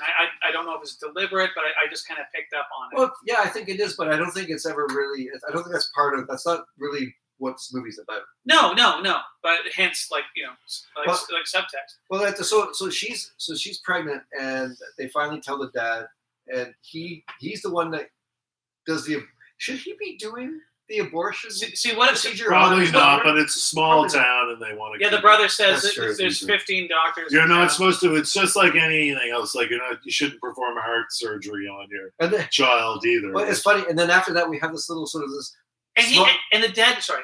Oh, please, you go ahead. No, I cut you off. I was gonna say. There's after that we have this little Pin montage of Leon hanging out with Pin, and he's reading to him, and they're like laughing. It would have been awesome if they like showed him like taking Pin water skiing, or like in a hot air balloon or something like that, or bowling or like darts or something. Pin taking a shower, Kevin Spacey. But Pin would. You just had to ruin. Like I was gonna say, maybe playing tennis.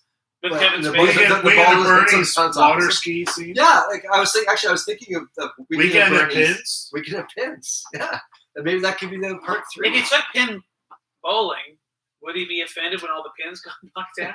No. Bernie getting a job to replace Pin. Like they skin him. Anyways, yeah. But what you need to have for that montage is the music from these commercials from the 80s of a doll called My Buddy that Chucky was based on. My buddy, right. My buddy, wherever he goes, I'm gonna go. And it's a 6-foot tall Pin. Yeah, just this skinless, unblinking, like plastic fucking flesh monster with an erection. With an erection, being chased by a nurse. But the dad is. He takes a moment before performing an abortion on his daughter to go, I spent like 30 years in fucking university, and I make all this money. I told you guys not to bone. And what do I get out of it? I have to show up to the office on Sunday. That's his thing. He has to go to the office to give his daughter an abortion on a Sunday. I gotta give my daughter an abortion on a Sunday. It's my day off. I was planning on watching Coronation Street Omnibus. Yeah, but it's not football. But instead, I'm like reaching into my daughter's private parts and yanking something out. Yanking, sucking. I don't know how it works, but yeah, I've never had that's abortion. Gross. I don't know. Anyway, we don't need. This is Happy Canada Day, folks. Yeah. And then he has the brother if he wants to watch. Yeah, I know, it's true. Yeah. No wonder this kid's fucked up and is afraid of vaginas. Yeah. He's just like, the dad's like, well, you don't want to watch your sister get an abortion? Yeah, his only experience with any kind of like sexual thing is watching a nurse fuck Pin, and then possibly watching his sister have an abortion, Hey. but given to her by his dad. His dad, and he opts out, and that's like, well, you could really learn something. He's like, yeah, what my sister's uterus looks like. Like, no, I'm good, Dad. I don't want to learn any of this. I'm fine. Yeah. I'm fine. Me and Pin are gonna go. Do not want to become a doctor, Dad. Sorry. And anyway, yeah, I want to be a writer. Yeah. He becomes a writer. Yeah. Okay, so Which is pretty awesome. But anyways, because then the parents die in the car crash, and then the aunt's going to move in. But, And they come into money too. Yeah. I Well, 'cause forgot about because the ant. But there's a funny scene when because they have like a wake at the house and 4 or 5 people show up, and then she walks in the living room. She's like, "What a mess!" And it's like a coffee table with like 7 teacups on it. Yeah, I Like, know. because they grew up in such a sterile environment. Yeah. Like this is a huge mess of it. I thought that was pretty funny. Yeah.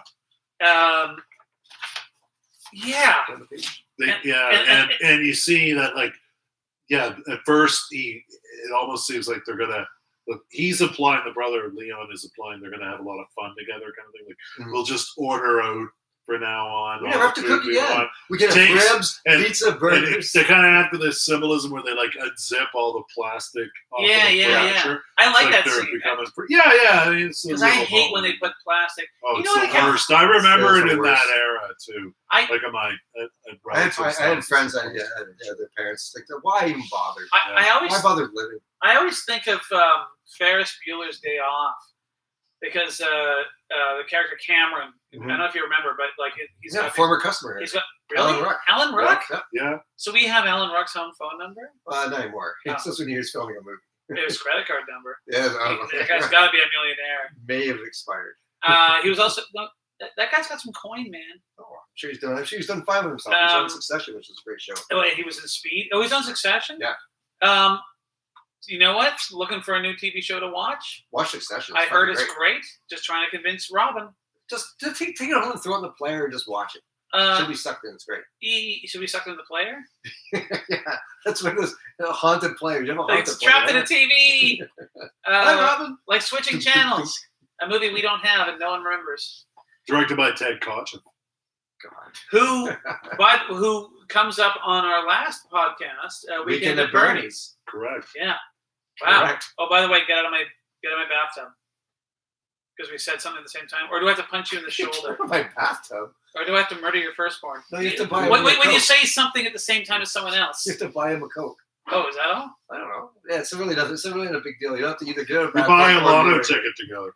Anyways, let's get back to this fucking movie. Where were we? Pinn's moved into the Oh, house, and sorry. now he's wearing No. I just want to say it's because Cameron's house is like that with plastic on all the furniture, Right. and he's this incredibly repressed teenager. Yeah, well, he's got that has that car that he destroys at the end of the movie. Oh, it's so great. Yeah. Anyway, so parents die.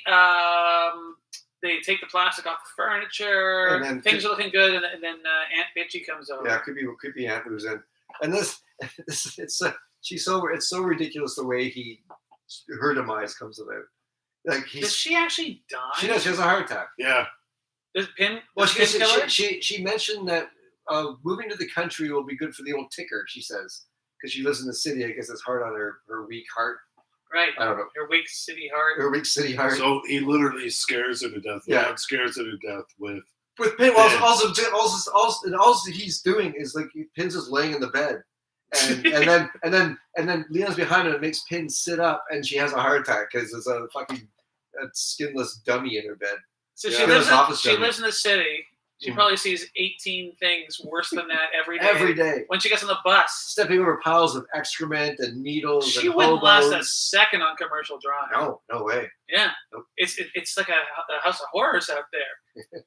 It totally It's is. a hippie house of I'm horrors. never leaving my house again. So they dispatch with the ant. Yeah. Thanks to Pin. Thanks, Pin. Good job, Pin. Okay, no, you're humble. Sorry. I was You're taking welcome. a big plastic shit. So the daughter gets a job at the library, which for some reason Leon disapproves of, and she starts doing all this research on paranoid schizophrenia and kind of diagnoses him. Meets Stan, who's a Yeah. nice guy. This awkward a pretty charming scene in the library. A broad-shouldered young man. Yeah, I like Stan actually. He was my favorite character. I didn't like him at first because I assumed, oh, look how Your broad, favorite customer. look how broad-shouldered he is. I hate He's a his little guy. shoulders. Yeah. I thought, oh, he's going to be a jock, and he's not. Well, there's a funny scene when they go to dinner, and they're in this awful looking restaurant. Like all the older people are sitting in giant wicker fan chairs. Yeah. It's awesome. And I was so hoping that they'd be for dinner, and then off in the background you see Penn and Leon. That's what I thought was going to happen. I was That'd be also awesome. totally expected. I was that, also, yeah. or just across the street, like Pinn's like at a bus stop or something. Or Pin comes and serves them their meal. Yeah. It wheels them up. My again. compliments to the chef, and he looks over and it's Pin, and he's just got his hand up from the Yeah. kitchen. Why does the food taste like It's the plastic? maitre d'. Yeah, the maitre p'. But there's actually a really sweet moment where, the movie starts in 5 minutes. We got to go. Right, so they sneak the food into the theater. And- How do you feel about that, Alex? How do you feel about people sneaking food into the theater? I hate it when people do it, but to be the one committing it can have charm. But just don't make a big issue of it. Would you You're follow them home? caught and told not to. Right. Would you follow them home and put like a meat mannequin in their bed Well, I have. and scare them to death? I have. Because that's all it takes to scare a person to death is for her. So- I It put a would be. meat It hand would in be there. pretty scary. Yeah, But but it'd be a jolt. The would you wake up and go, whoa, what the God, fuck? Jesus! Yeah, but you wouldn't die It's from not it. like I die of terror. Well, it's But yeah, I mean, I've snuck food into the theater before. Yeah. I don't do it now that I, of course, work at a theater. But just if you get busted doing it, don't act like your rights are being violated. Of course, of You know? course. Cough it up. I once I sometimes I'll bring candy in, but I always buy something. Is that your girlfriend? like I'll buy. Shut up! Now I have to cut that out so Robin isn't here. Actually, candy is the plastic, the female version of Pin. Actually, But she's made entirely of red licorice. anyways, No. I will bring in like some. They don't. I like pretzels, and they don't sell pretzels at movie theaters. But I will buy something, and then I'll eat my pretzels. But I have given money to the concession. Now I went and saw Terminator 2 in the theater when they re-released it in 3D, and so I paid like good money. I paid like $16 for this. that is some good money. And this dude is sitting like 8 feet away with a whole garbage bag full of Like a black garbage bag. garbage bag full of treats from home. We're talking sandwiches and like That's really a weird. huge bag of like half-eaten bag of chips, and like it was the noisiest. One time in the Rio, we found Murder a those bag fucking of people. Yeah, a bag I'll of pin that microwave motherfucker. popcorn. Yeah, Microwave. someone had made microwave popcorn And brought it into the theater instead of buying yeah, popcorn in the theater, yeah, fresh popcorn. microwave 1 hour popcorn, and which would have been 24 at least an minutes. hour long. That's like when a customer. Thank that's, you. 1 hour and 24 All right. minutes. that's like when a customer comes in here and asks us for movie recommendations and then writes it down and says thanks, and then they go home and look them up on Yeah. fucking Oh, Netflix. happens Don't all the do time. that, or we'll pin you. Yeah. They'll wake up and there'll be a plastic boner, I've had plastic man. I've had people do that and phone home to see if it's on Netflix before they rent it. Yeah. It's like, what the fuck? What's wrong with you fucking people? Do you not know where you are? You At know what? least say you're going in for a cigarette or some bluff. If Yeah, you're going to exactly. do it, don't rub it in her face. Anyway, let's go back to Penn, damn it. So, Yes. Pandemic. so Aunt Bitchy has been She's been off, dispatched with. and she's hooked up with Stan. They've had dinner. Yeah, and then they went to the movies and they're eating with chopsticks Yeah. at the theater. It's a cute scene. It's a cute scene. And then so this is when Leon phones up Marcia for a little one-off, and they go to the movies, and she almost eats the ear off the side of his head. And then they go back to his place, and she's like, she gets mad because she can't get her top off, and so she takes her top off, and he kind of, I have to go see how Pin's doing, and then he wanders down, turns the lights off, hides her jacket, and it's the least threatening, scary thing. Although she does say something mean to him, so you kind of. Yeah, she's not a nice person at all, She's, but she doesn't deserve what. Well, Yeah. nobody deserves what he does to her. But it's the most non-threatening. Like all of a sudden, Pin comes out of in a wheelchair, moving so slow, and chases her slowly around the house. We've forgotten to mention to the listeners. But she doesn't yeah, realize Pin exists. She doesn't know what he is. Of course, But it's and- terrifying. Yeah, but it'd be terrifying for maybe 4 to 5 seconds, and you Oh. realize it's a dummy in a wheelchair. We forgot A dummy in a wheelchair is pretty terrifying. We forgot. Especially when it's obviously being run by this total freak. But how's that going to weirdo hurt guy. you? Like, I was expecting her to die in this. Like because it's a horror movie. I was expecting her to die some horrible weird It's death. Canadian. But then the door opens, she hugs. In Canada, hurting someone's feelings is as bad as murder. It's true. We forgot a crucial element is that so Leon has moved Pin into the house. Yeah, and dressed him in clothes. What's her name? Olivia Octavia. What's her name again? Ursula. Ursula. She's not happy with this at all. No. I guess she's been gone for a few weeks and she comes back, and Leon has given Pin a layer of skin, Yes, which is really weird. which is even creepier, Where do you get the skin from? and then a wig, and so it's just like oh, Pin got And skin. wearing the dad's suits. Yeah, because so now it kind of looks like Leon. Yeah. Yeah, it does. And he's also rigged up this wheelchair so he can remote control move Pin around the house very slowly. Very slowly, and only on one floor. So it's like as I said, the least threatening, scary thing, pretty much. In Okay, but did you really imagine what that would be like? yeah, So you're about to get it on with some weirdo dude, and then which is scary enough. And it's just like, okay, I just want to go.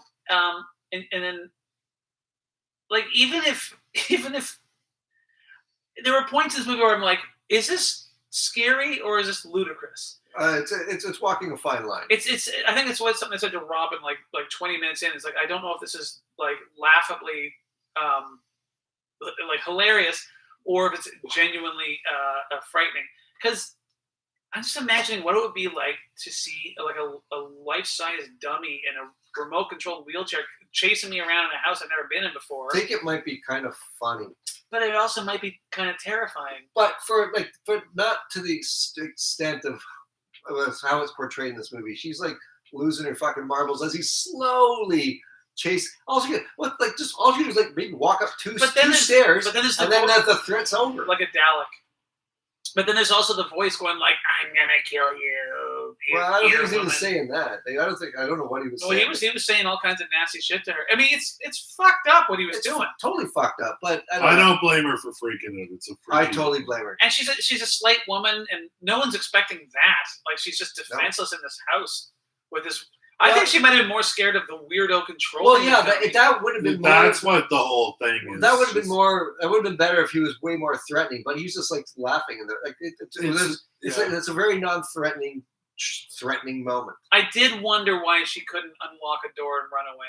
Yes, She seemed incapable of opening a door. yeah, because when doors lock from the inside, they also unlock from the inside. Yeah, you know? like the little chain is an inside thing. Yeah, it's not. Yeah, I don't know. And so just when it looks like she might get bumped in the shins by Pin, the sister comes home. the sister just comes home and they cry and hug and they Or- start just getting it on. Sorry, no, that was in my imagination. That's a different movie.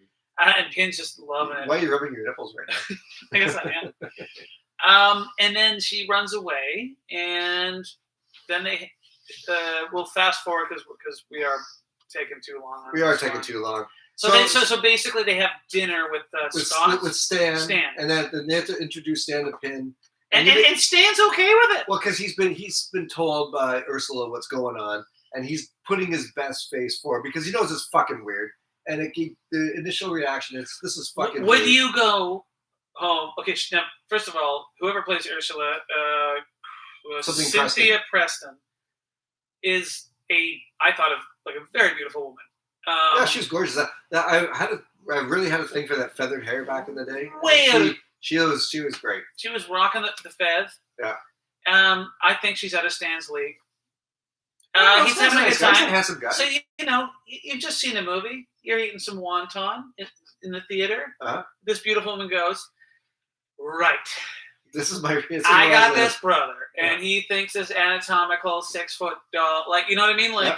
So him even showing up to the house, I think. He really likes her. Yeah. He does, and he plays along too. You think he's going to be totally freaked out, but then when he meets Finn and the brother, he plays along with it. You can't spring that on someone. Oh, did I forget to mention? Yeah. Oh, right. Well, no, he was coached, But then He then shoots they me have in they the have head, dinner, and then he encourages Leon to read some of his poetry, which is all about raping his sister. Oh, Yeah, the poetry's god awful.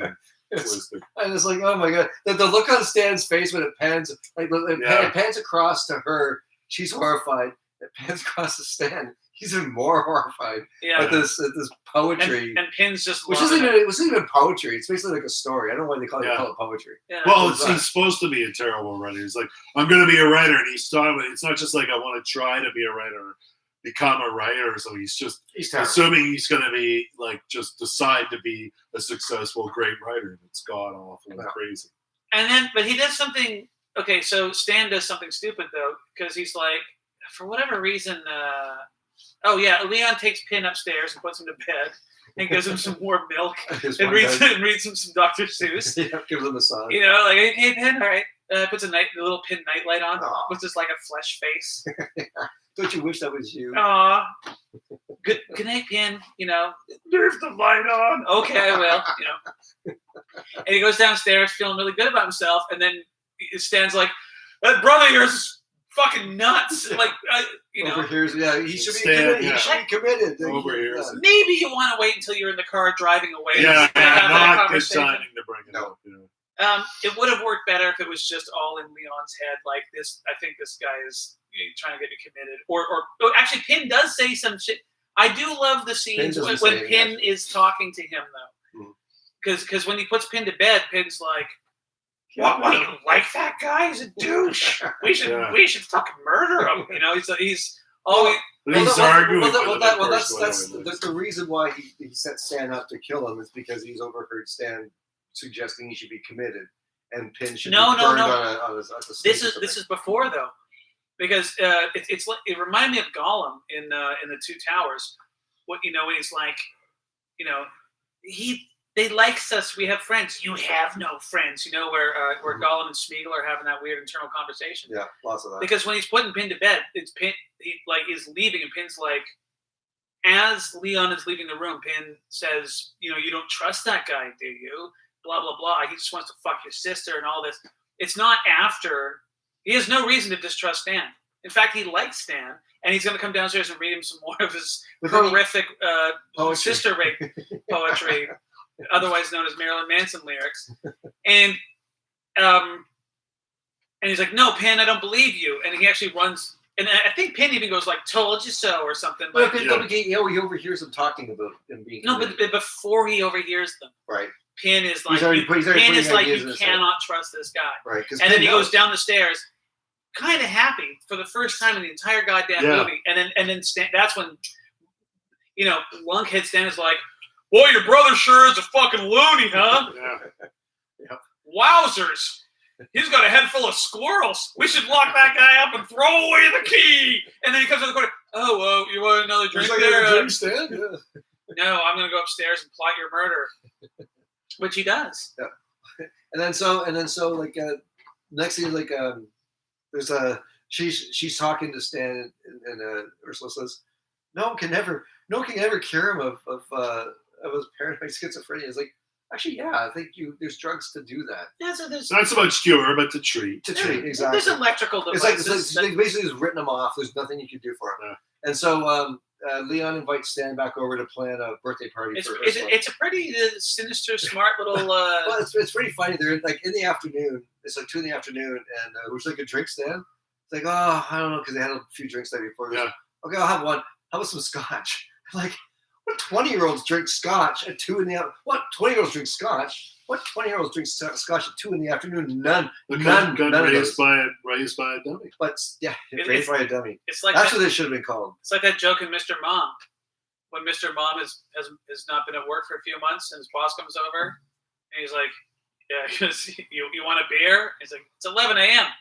Scotch." And, sorry, I haven't seen Mr. Mom. That's a total side point. The Mr. Mom joke. That's a good one. Well, he calls up Stan. I don't know how he gets his number, but he calls him up. I guess back then you had a Rolodex, like I don't know. a big heavy steel Rolodex somewhere in the house.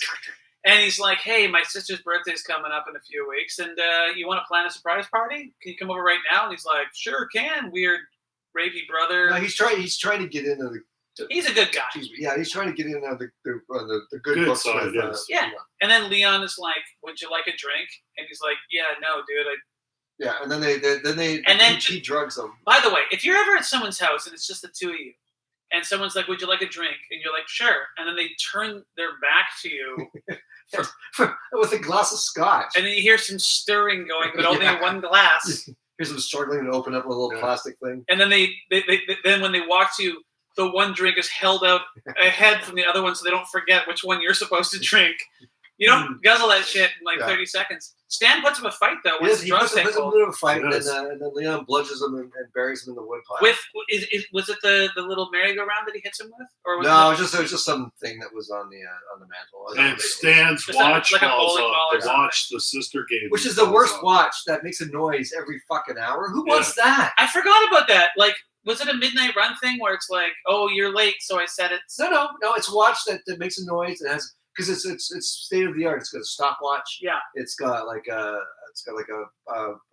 water seltzer bottle in it. It's got like it's got Max Headroom shows up every 20 minutes. But the worst thing, it makes a noise, like whatever the alarm is, every hour. 1 o'clock in the morning. Yeah. 2 o'clock in the morning. It's so 3 reassuring o'clock to in the be woken morning. up to know. Like, that's the worst gift ever. Oh, thank God. 4 more hours till I have to get to work. Thanks, watch. Yeah. Remind me 3 more times. So then Ursula comes home and finds like the wet spot on the carpet where he clipped the blood. Oh yeah. And then Stan's watch. Well, and Pin was very helpful. I'm starting to think, like, if you're gonna murder your the sister you want to fuck's boyfriend, you want a Pin there. Because she gets home, and they make up the excuse that he called her. Yeah, he blames Pin, saying that Plin did it. Yeah, he murdered him or something like that. Well, okay, so no, Pin's like. But first he Pin's explains like, the absence by saying he canceled. Yeah, he's he's see a sick friend. which is the worst fucking. Well, no, a sick friend. But before that, if I have a sick friend, I'm not going to see them because they're sick. Pin's it's ridiculous. Pin is like, okay, we gotta dump Jock Boy in the river, and then the sister calls and goes, because I'm in love, my boss let me go home. That happens here a lot. Yeah. It does. So if anyone here is in love, just let me know, and you guys can leave it. Oh, great! I'm in love. See you guys. I'm out of here. I'm in love. It's Friday. It's Friday. I'm in love. You're just gonna go home and catch Pin. But the old lady's like, girlfriend. "Oh, you look horny. You should go home and fuck your boyfriend." Yeah. I can. There's no one in the library. No one in this town can read. And so then, so she calls home like, "Just so you know, I'm coming home." Well, she's like, "Do you want to hang out?" It's like, he's like the last person I'd ever want to hang out with. It's like, no, I don't. Well, he's not your weird brother. No, he's You not. already have a weird brother. Like, so the only people in her life is Stan and her weird brother. There's nobody else. And the Pin. But Leon's, Not the Pin. but so Pin's like, good job. Oh, so Stan puts up a bit of a fight for a drug dude. Yeah. It's actually a fun, awkward fight. Because he's all woozy, and I'm like, oh, he's gonna beat the shit out of Leon, even though he's all drugged up. Well, he gets a few good shots in. And then, but then he's out. For the count. It looks like he's killed. Yeah. And because he gets hit on the back of the head with like a statue of a Black Panther or something. like one of from the 60s, like one of the militant guys. Like Malcolm X. Yeah. For some reason, he was a very clean person. Yeah. Anyway, so it's like, oh, dump in the river. But then the sister calls, and it's just, I'll be home in 20 minutes. It's like, oh shit, I know. Hide him under a pile of wood. Put him in the wood pile. Which isn't the worst idea, but the best idea was to put him in the trunk of his car, which you've already hid the car. Yeah, and then deal with that later. Yeah, but instead he hides him in a bunch of wood. And I assumed he was dead, and also everybody assumes and zips him up in the sofa plastic. Yeah, which he probably can't breathe anyway. And at this point, I'm like, okay, finally a murder has taken place. Finally, this first death and first murder in this movie. Sister comes home. Hey, brother's acting unusually nice. Then the watch goes off. And we've established all of this. Okay, so then he blames Pin for killing Stan, and she freaks out, and then she runs into the room with the axe. Yeah. Right. And then Leon's like, oh, and she swings the axe.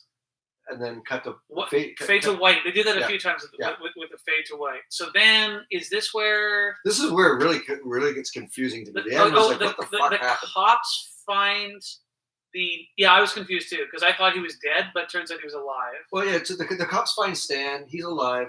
And then the next scene is Stan and Ursula driving to the house. They're going to get some things because they're going to leave. Yeah. They go on vacation. Yeah. And then she walks into the room and she says, "Oh, hi, Pin. Are you going on vacation? Blah, blah, blah." Yeah. And the camera slowly pans around and it's Leon. Leon has become Pin. Which I'm like, what the fuck is that? Like, so is Leon? It's like he slipped away totally. He's lost and he's become his obsession. But he should be dead from an axe wound. No, she didn't. I guess she destroyed Pin. Pin. See, I thought that she killed Leon. That's what everyone thought. And that she was going to go to jail. And I was like, oh, that's what everybody I thought that too. I only realized now that she killed Pin. But then it's like, she destroyed. She destroyed Pin to save Leon, but Leon became Pin. But shouldn't Leon be either in a psychiatric institute or in jail for attempted murder? It's house arrest. No, it's not. When you're white, you can get away with anything. So he's sitting in a wheelchair for some reason. Because he wants to be Pin. What was spotted at the beginning by the kids. Who said, "Get out." So now it's gone away. It's gone full circle. It's just like, how did that crazy looking guy end up sitting in the window? Sorry, Pin, you had something to say? Tragic facts about this. Can you hear me? Yeah, Pin. Somebody's phone is pinging like every second. You got to turn it off. Mine's turned off, so. I don't know where mine is. Actually, that's Stan's watch. You guys can't hear it, but I can hear it. Pinging. Yeah, the chime. Mine's turned off. off. You know what? It was probably me. Oh, sorry, that's me. Because it was probably a timer. My girlfriend gave me a phone with a timer that goes off every hour. Now we have this cute little joke where it's 11:11. Make a wish. 11 past 11. Anyway, it's sweet, but just not during a podcast. It was very sweet. My bad. That's okay. Yeah, so she came in with the axe. It fades to white. We all assume that she's killed the brother, but turns out she's actually just chopped that creepy ass fucking. I just realized that now. Wow. You know, and then the end's so confusing because I didn't like. What do you mean he's like? I'm like, what do you mean he's pinned? He's so he just sits in. He's gonna like starve to death in his wheelchair. He's probably like taken care of and fed. And stuff.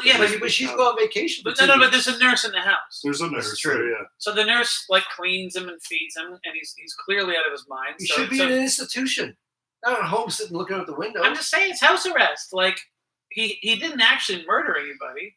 He tried. Sure. Yeah, that's called attempted. Oh, murder. Come on, that's not a crime. What to try? What's it called? Attempted murder. It is Canada. Dude, it's either murder or not or nothing. He tried though.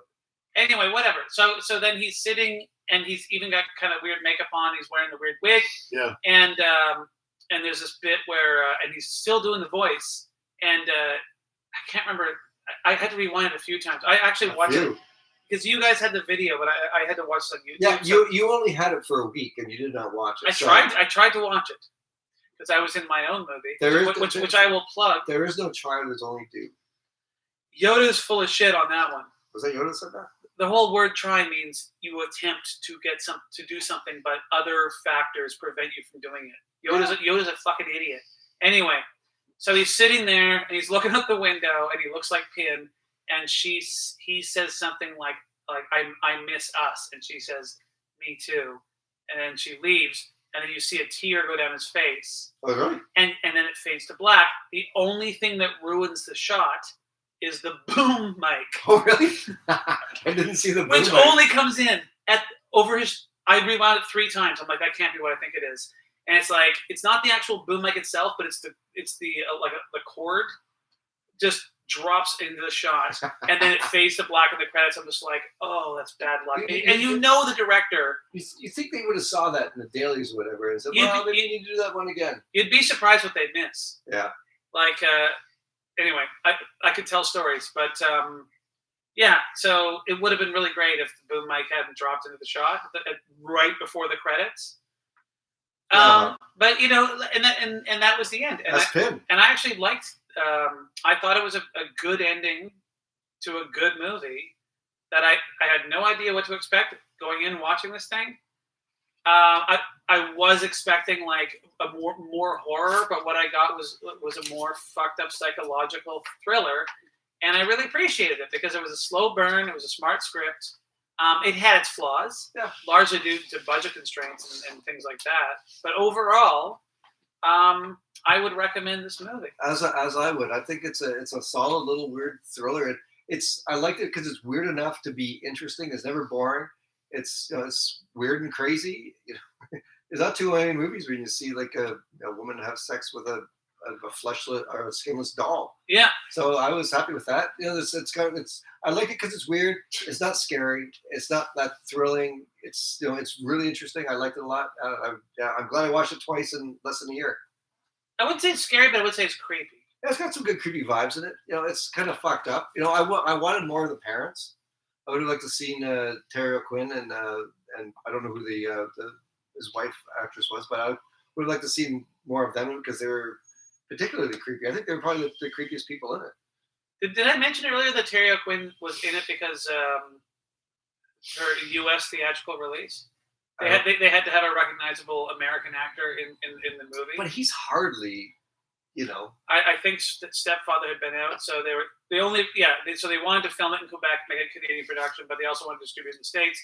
And one of the conditions was you had to have like an American actor in a lead role. But yeah, I agree. They couldn't get Kevin Sorbo. Was he even born? I don't know. Was he even born in 1988? I hate that guy. He's a fucking douchebag. He's a creationist moron. How about you, Alex? Would you say this film holds up? Well, I mean, not so much a question of it holding up because I've never been a big fan. I barely remembered it from when I first saw it. But yeah, I liked it. I mean, it's in some ways not very good. It's creepy and crazy, but it's still a mess. Like, it's not often that I watch a movie and say, wow, I'd love to see a remake of that. All the elements are there for something truly great. I wouldn't say it's a mess. But like it's a competently made movie. It's okay. I mean, and I find a lot of it too is even like the editing, like parts of it were far more confusing than it should have been. And like Terry O'Quinn and the wife could have been included even a bit later in the movie, like had it been pieced together differently. But no, I mean, it's a good movie, but it just feels kind of jumbled and a little bit sloppy. But I mean, I like the movie. It's weird. It's creepy. But all the elements are there. Like, it could be to make something truly great out of it. But it's far from great. I'm not saying it's great. It's enjoyable. It's worth a watch for sure. But you could get something really great out of it. I like the idea of creepy dolls, the brother-sister relationship, and I prefer the tragedy of it all. But the film's not. I prefer creepy dolls that are actually come alive and do things. Well, see, I was thinking about this. You can make a great. Sorry. You can make a great, like, the elements are there. They didn't succeed in doing this here, but the elements are there for a really great. Is it in his head or is it really alive or not? You could have done something like that. They didn't pull it off. I always find those things, and if it is the case that the doll or whatever is alive, it's just ridiculous. Like, I think you either go with it from the beginning or just don't leave that to the imagination. Like unless it's not alive. There's elements of that in Child's Play, right? That doll's creepy and killer. Yeah, okay, but from the beginning. The most interesting scenes in Child's Play, which is not a movie that I love by any stretch of the imagination, even though Brad Dourif is the voice of Chucky. The best bits are when the mom doesn't know that Chucky is actually alive, and he's just kind of fucking with her, right? But once Chucky starts running out with a knife and calling her a fucking stupid bitch, then it's not scary anymore, right? I was watching this and just wondering, like, oh, you know what? This could be a candidate for a remake. Then I thought, but if they did it, they would just they would overdo it. They'd use CGI and make it just wouldn't be good. Just leave it alone. It's not a movie that needs to be remade. I think the potential's there for a great remake. Actually, the director Sandor Skilmalori. Steel Trout. Yes, Sandor Steel Trout was going to remake it himself, like 10 years ago in 2011. I guess it never happened. But everything I like, the problem with the remake is everything I like about this movie is in its subtlety and what you might call the boring elements. Like, I like that it's not really ever explained, and it's just about this fucked up guy and this fucked up family. What new elements could you possibly bring to it if it were remade? Like, ooh, the doll, you get to see his dick. Yeah. You know, like it's. Yeah, I think it's kind of perfect because there's no point in remaking it. because it's low budget and Canadian and of that time. I think it works, but nowadays it's just. I mean, who knows? Like Steven Soderbergh could take it and do something really special with it. Or Well, something. he's retired now. Yeah, right. He has a new movie coming out. Is it about his retirement? Yeah. It's just us watching Steven Soderbergh be retired for the next 30 years. He's just sitting on the porch in a chair with an Afghan over his legs, just shaking rocking back and his forth. can to traffic. Yeah. I used to hang out with George Clooney. Anyways, let's do the 2-for-1 pairings and let's wrap this. Well, motherfucker up. look who's the director all of a sudden. Well, we're running long. I probably have to. We're end not this right. thing. We're actually running about 20 minutes under schedule, but it is Monday here at Black Dog Video, which you all know is 2-for-1 Monday. It's the best Monday of the week. Best Monday of the whole week, except Manic Monday. But Depressed Monday is not as much fun. No, so that's not much fun. Just another depressed Monday. Wish I was dead day. Okay, so somebody brings Pin up to the counter and doesn't know that they get a free movie. What movie would you suggest they rent with Pin? I would suggest Lars and the Real Girl. Oh, good pick. Yeah. Oh yeah, so that's a really good pick. There's another guy with a dummy. It's like a romantic version. Who thinks it's Canadian alive. Connection, Ryan Gosling. Yeah, Canada's baby goose. it's like a romantic version of Pin. It is. That's a really good movie too. Oh, Yeah. it's so much better than the poster. Like I always put, So much better than Pin. But It is better than Pin. I would but, say, of course, it's better than Pin. Most movies are better than Pin. I like Pin, but most movies are worse than Pin as well. a lot. Yes, okay. So it's in the gray area of the billions of movies that have ever been made, right in the middle. Yeah. No, but the poster for Lars and the Real Girl always annoyed me because Well, Ryan Gosling's making a dumb face, and I Well, don't want to see that. it's so indie charming poster that the box art or whatever. It's like it screams 90s indie movie. Yeah. And It's great though. It's a great I think it's a good pick. It crossed my mind, but I figured that you would pick it, is that the only one you have? so I picked another one. Is that the only pick you have? Just the one. that's it. You okay? I'm fine. Oh, interesting. Well, I would say I'm not joking No. Kingpin as well, but because the word pin's in there. yeah. I sometimes make suggestions like that. Oh my god. Kingpin. Correct like that one. I can't believe I didn't think of that. I thought for sure you were going to go with something like either The Dead Zone or The Silent Partner or Porky's or no, hold Weekend on. at Bernie's. No, specifically those Canadian tax. My shelter Bloody movies Valentine and basically Canadian tax tax shelter shelter films? because of unknown origin. I don't think you knew I was going to say Lars and the Real Girl. I I didn't know that. No, That's my Said- he I, said- I honestly thought that you were going to go with The Dead Zone because Wow. it has such a familiar, like they seem. those films have nothing in common. They're both made in Canada. Like Well, that's in common. There's something about movies from like the '80s that are filmed in Ontario, like as Darren said, the tax shelter movie. I thought you'd go with one of those. But Lars and the Real Girl, it's a terrific pick. How about you, Darren? What would you? Well, the pick as soon as I saw Terry O'Quinn, and has already been mentioned, my pick is The Stepfather. that is a damn good film. Because I was thinking of it because you've seen The Stepfather. I've never seen it. It's about a guy who has two families, and he's fighting reality and trying to keep them straight. And I pictured this as his second family, as opposed. Oh, So interesting. he's living this life with this crazy family, and he's a doctor. And Stepfather isn't one of the Charlie's Angels in it. The female lead is like Cheryl Ladd or Shelley Hack or something. possibly I can't remember. It's been a while since I've seen it. Yeah. But he's I think he's a real estate agent in The Stepfather, and he murders people left and right. Yeah. It's very violent. It's a really good film. Actually. It is really good. Yeah, I really like that one. You know, I've heard nothing but good things with The Stepfather, and I've just never seen it. Yeah, it's about a guy who has a secret family, and this is his secret family. It's the Pin family. Huh. So yeah, that'd be an interesting kind of double feature. That's fun. Mhm. It's like when they do sometimes Shakespeare companies will do Rosencrantz and Guildenstern are dead, And Natural Born Killers. and yes, yes. Never mind. I won't continue. No, they do Hamlet, but it's the Right, same yes. cast, but just in different. Yeah, cool. Well, because Rosencrantz is like they're minor characters in Hamlet. Yeah. But yeah. That's a fun thing to do as well. Yeah, it's like or The Lion King 1.5. Sure, and Rosencrantz and Guilford are dead. It was the same thing, right? Sure. Do you want to get into Hamlet? Nope. And The Lion King being the same fucking story? No, Alex, you look enthralled. Yeah. He's barely awake at this point. I'm awake. Just What's your listening. pick there, Dylan? Well, if you came to me on Magic Monday here at Black Dog Video. You should call it Magic Monday. Magic Monday. Yeah, But you're only allowed to rent movies with the word magic in it. So Magic Mike and Magic Mike Magic XLL. Which leads into my pick is the movie that I would pair this with is a little known horror thriller starring a very young Anthony Hopkins. Magic Mike? No?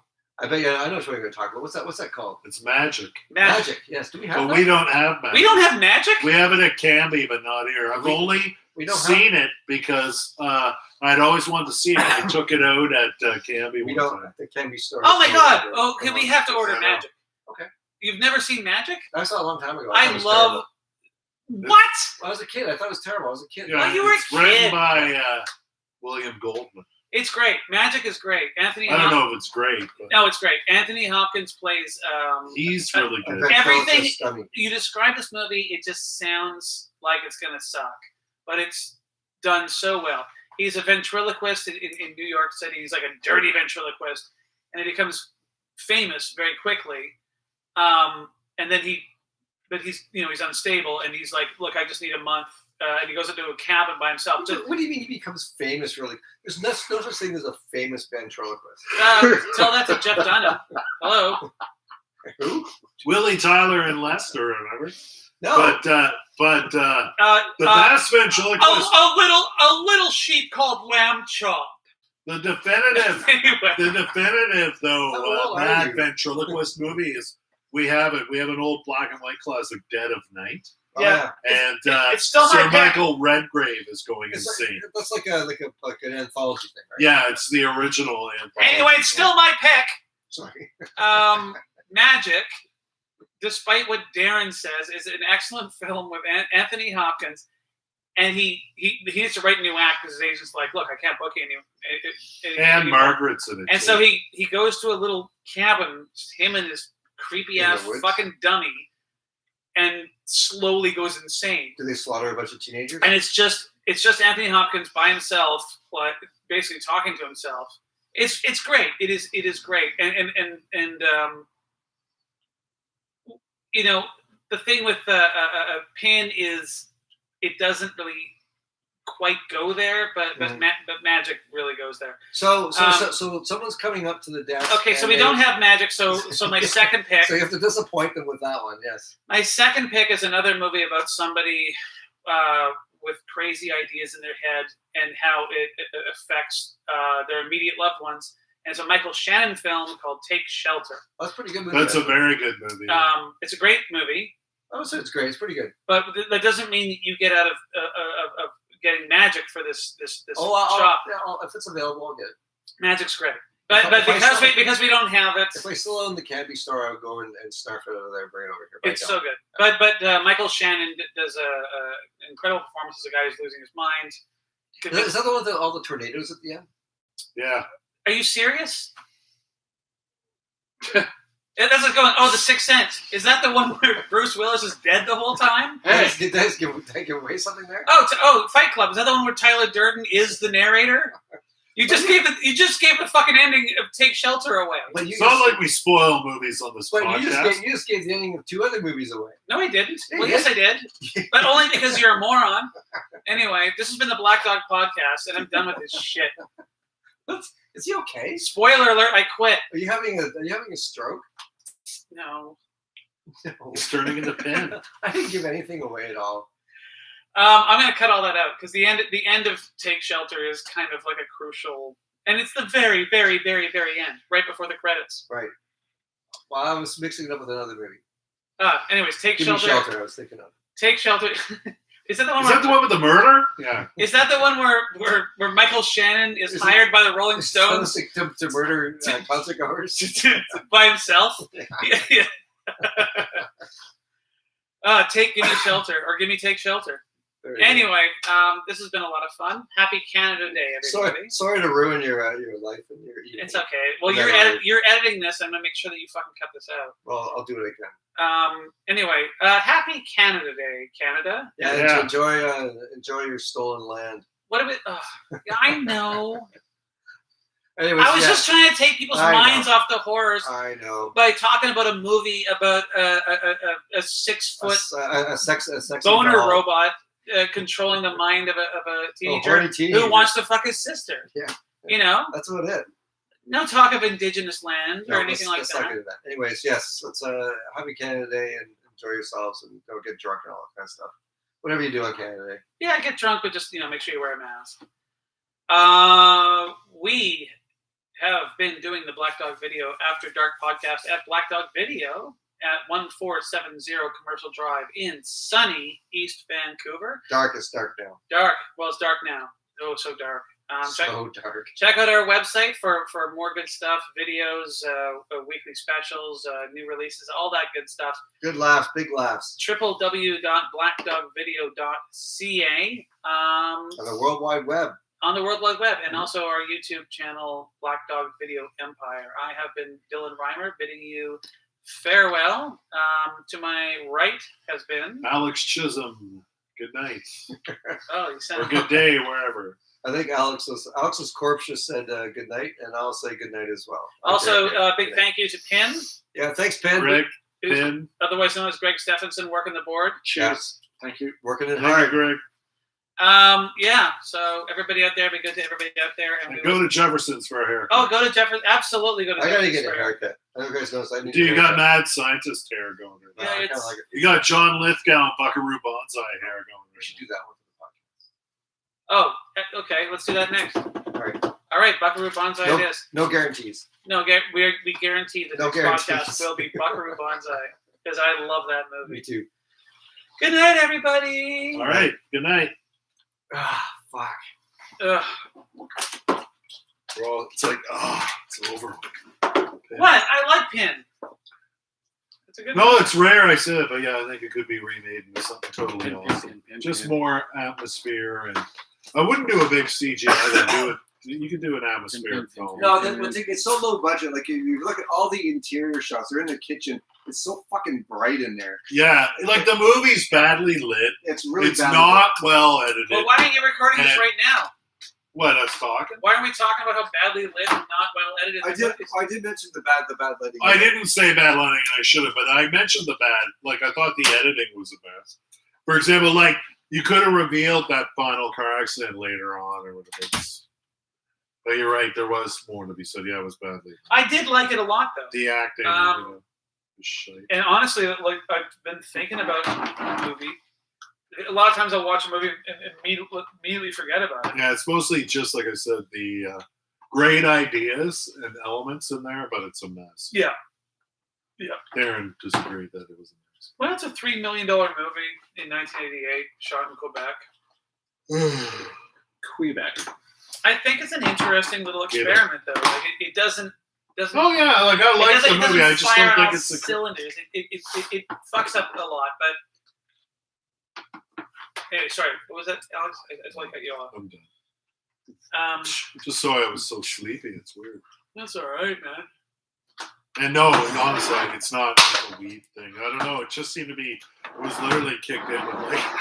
I was thinking to myself, shouldn't have had those wings. As fun as it was, but Maybe. Yeah. I don't usually have 10 wings. no, it was fun. But All right. Good night, I wanna everybody. revisit If Lars anyone's as a little actually girl. I'd say this is still watching, thank you for watching. This is the shop. Come on in and rent a movie, buy a T-shirt, I didn't know the camera or was just on. throw I a think I did fistful all of the money camera. in our faces and run away. Good night, everyone. What just happened? Oh, I'm just signing off from the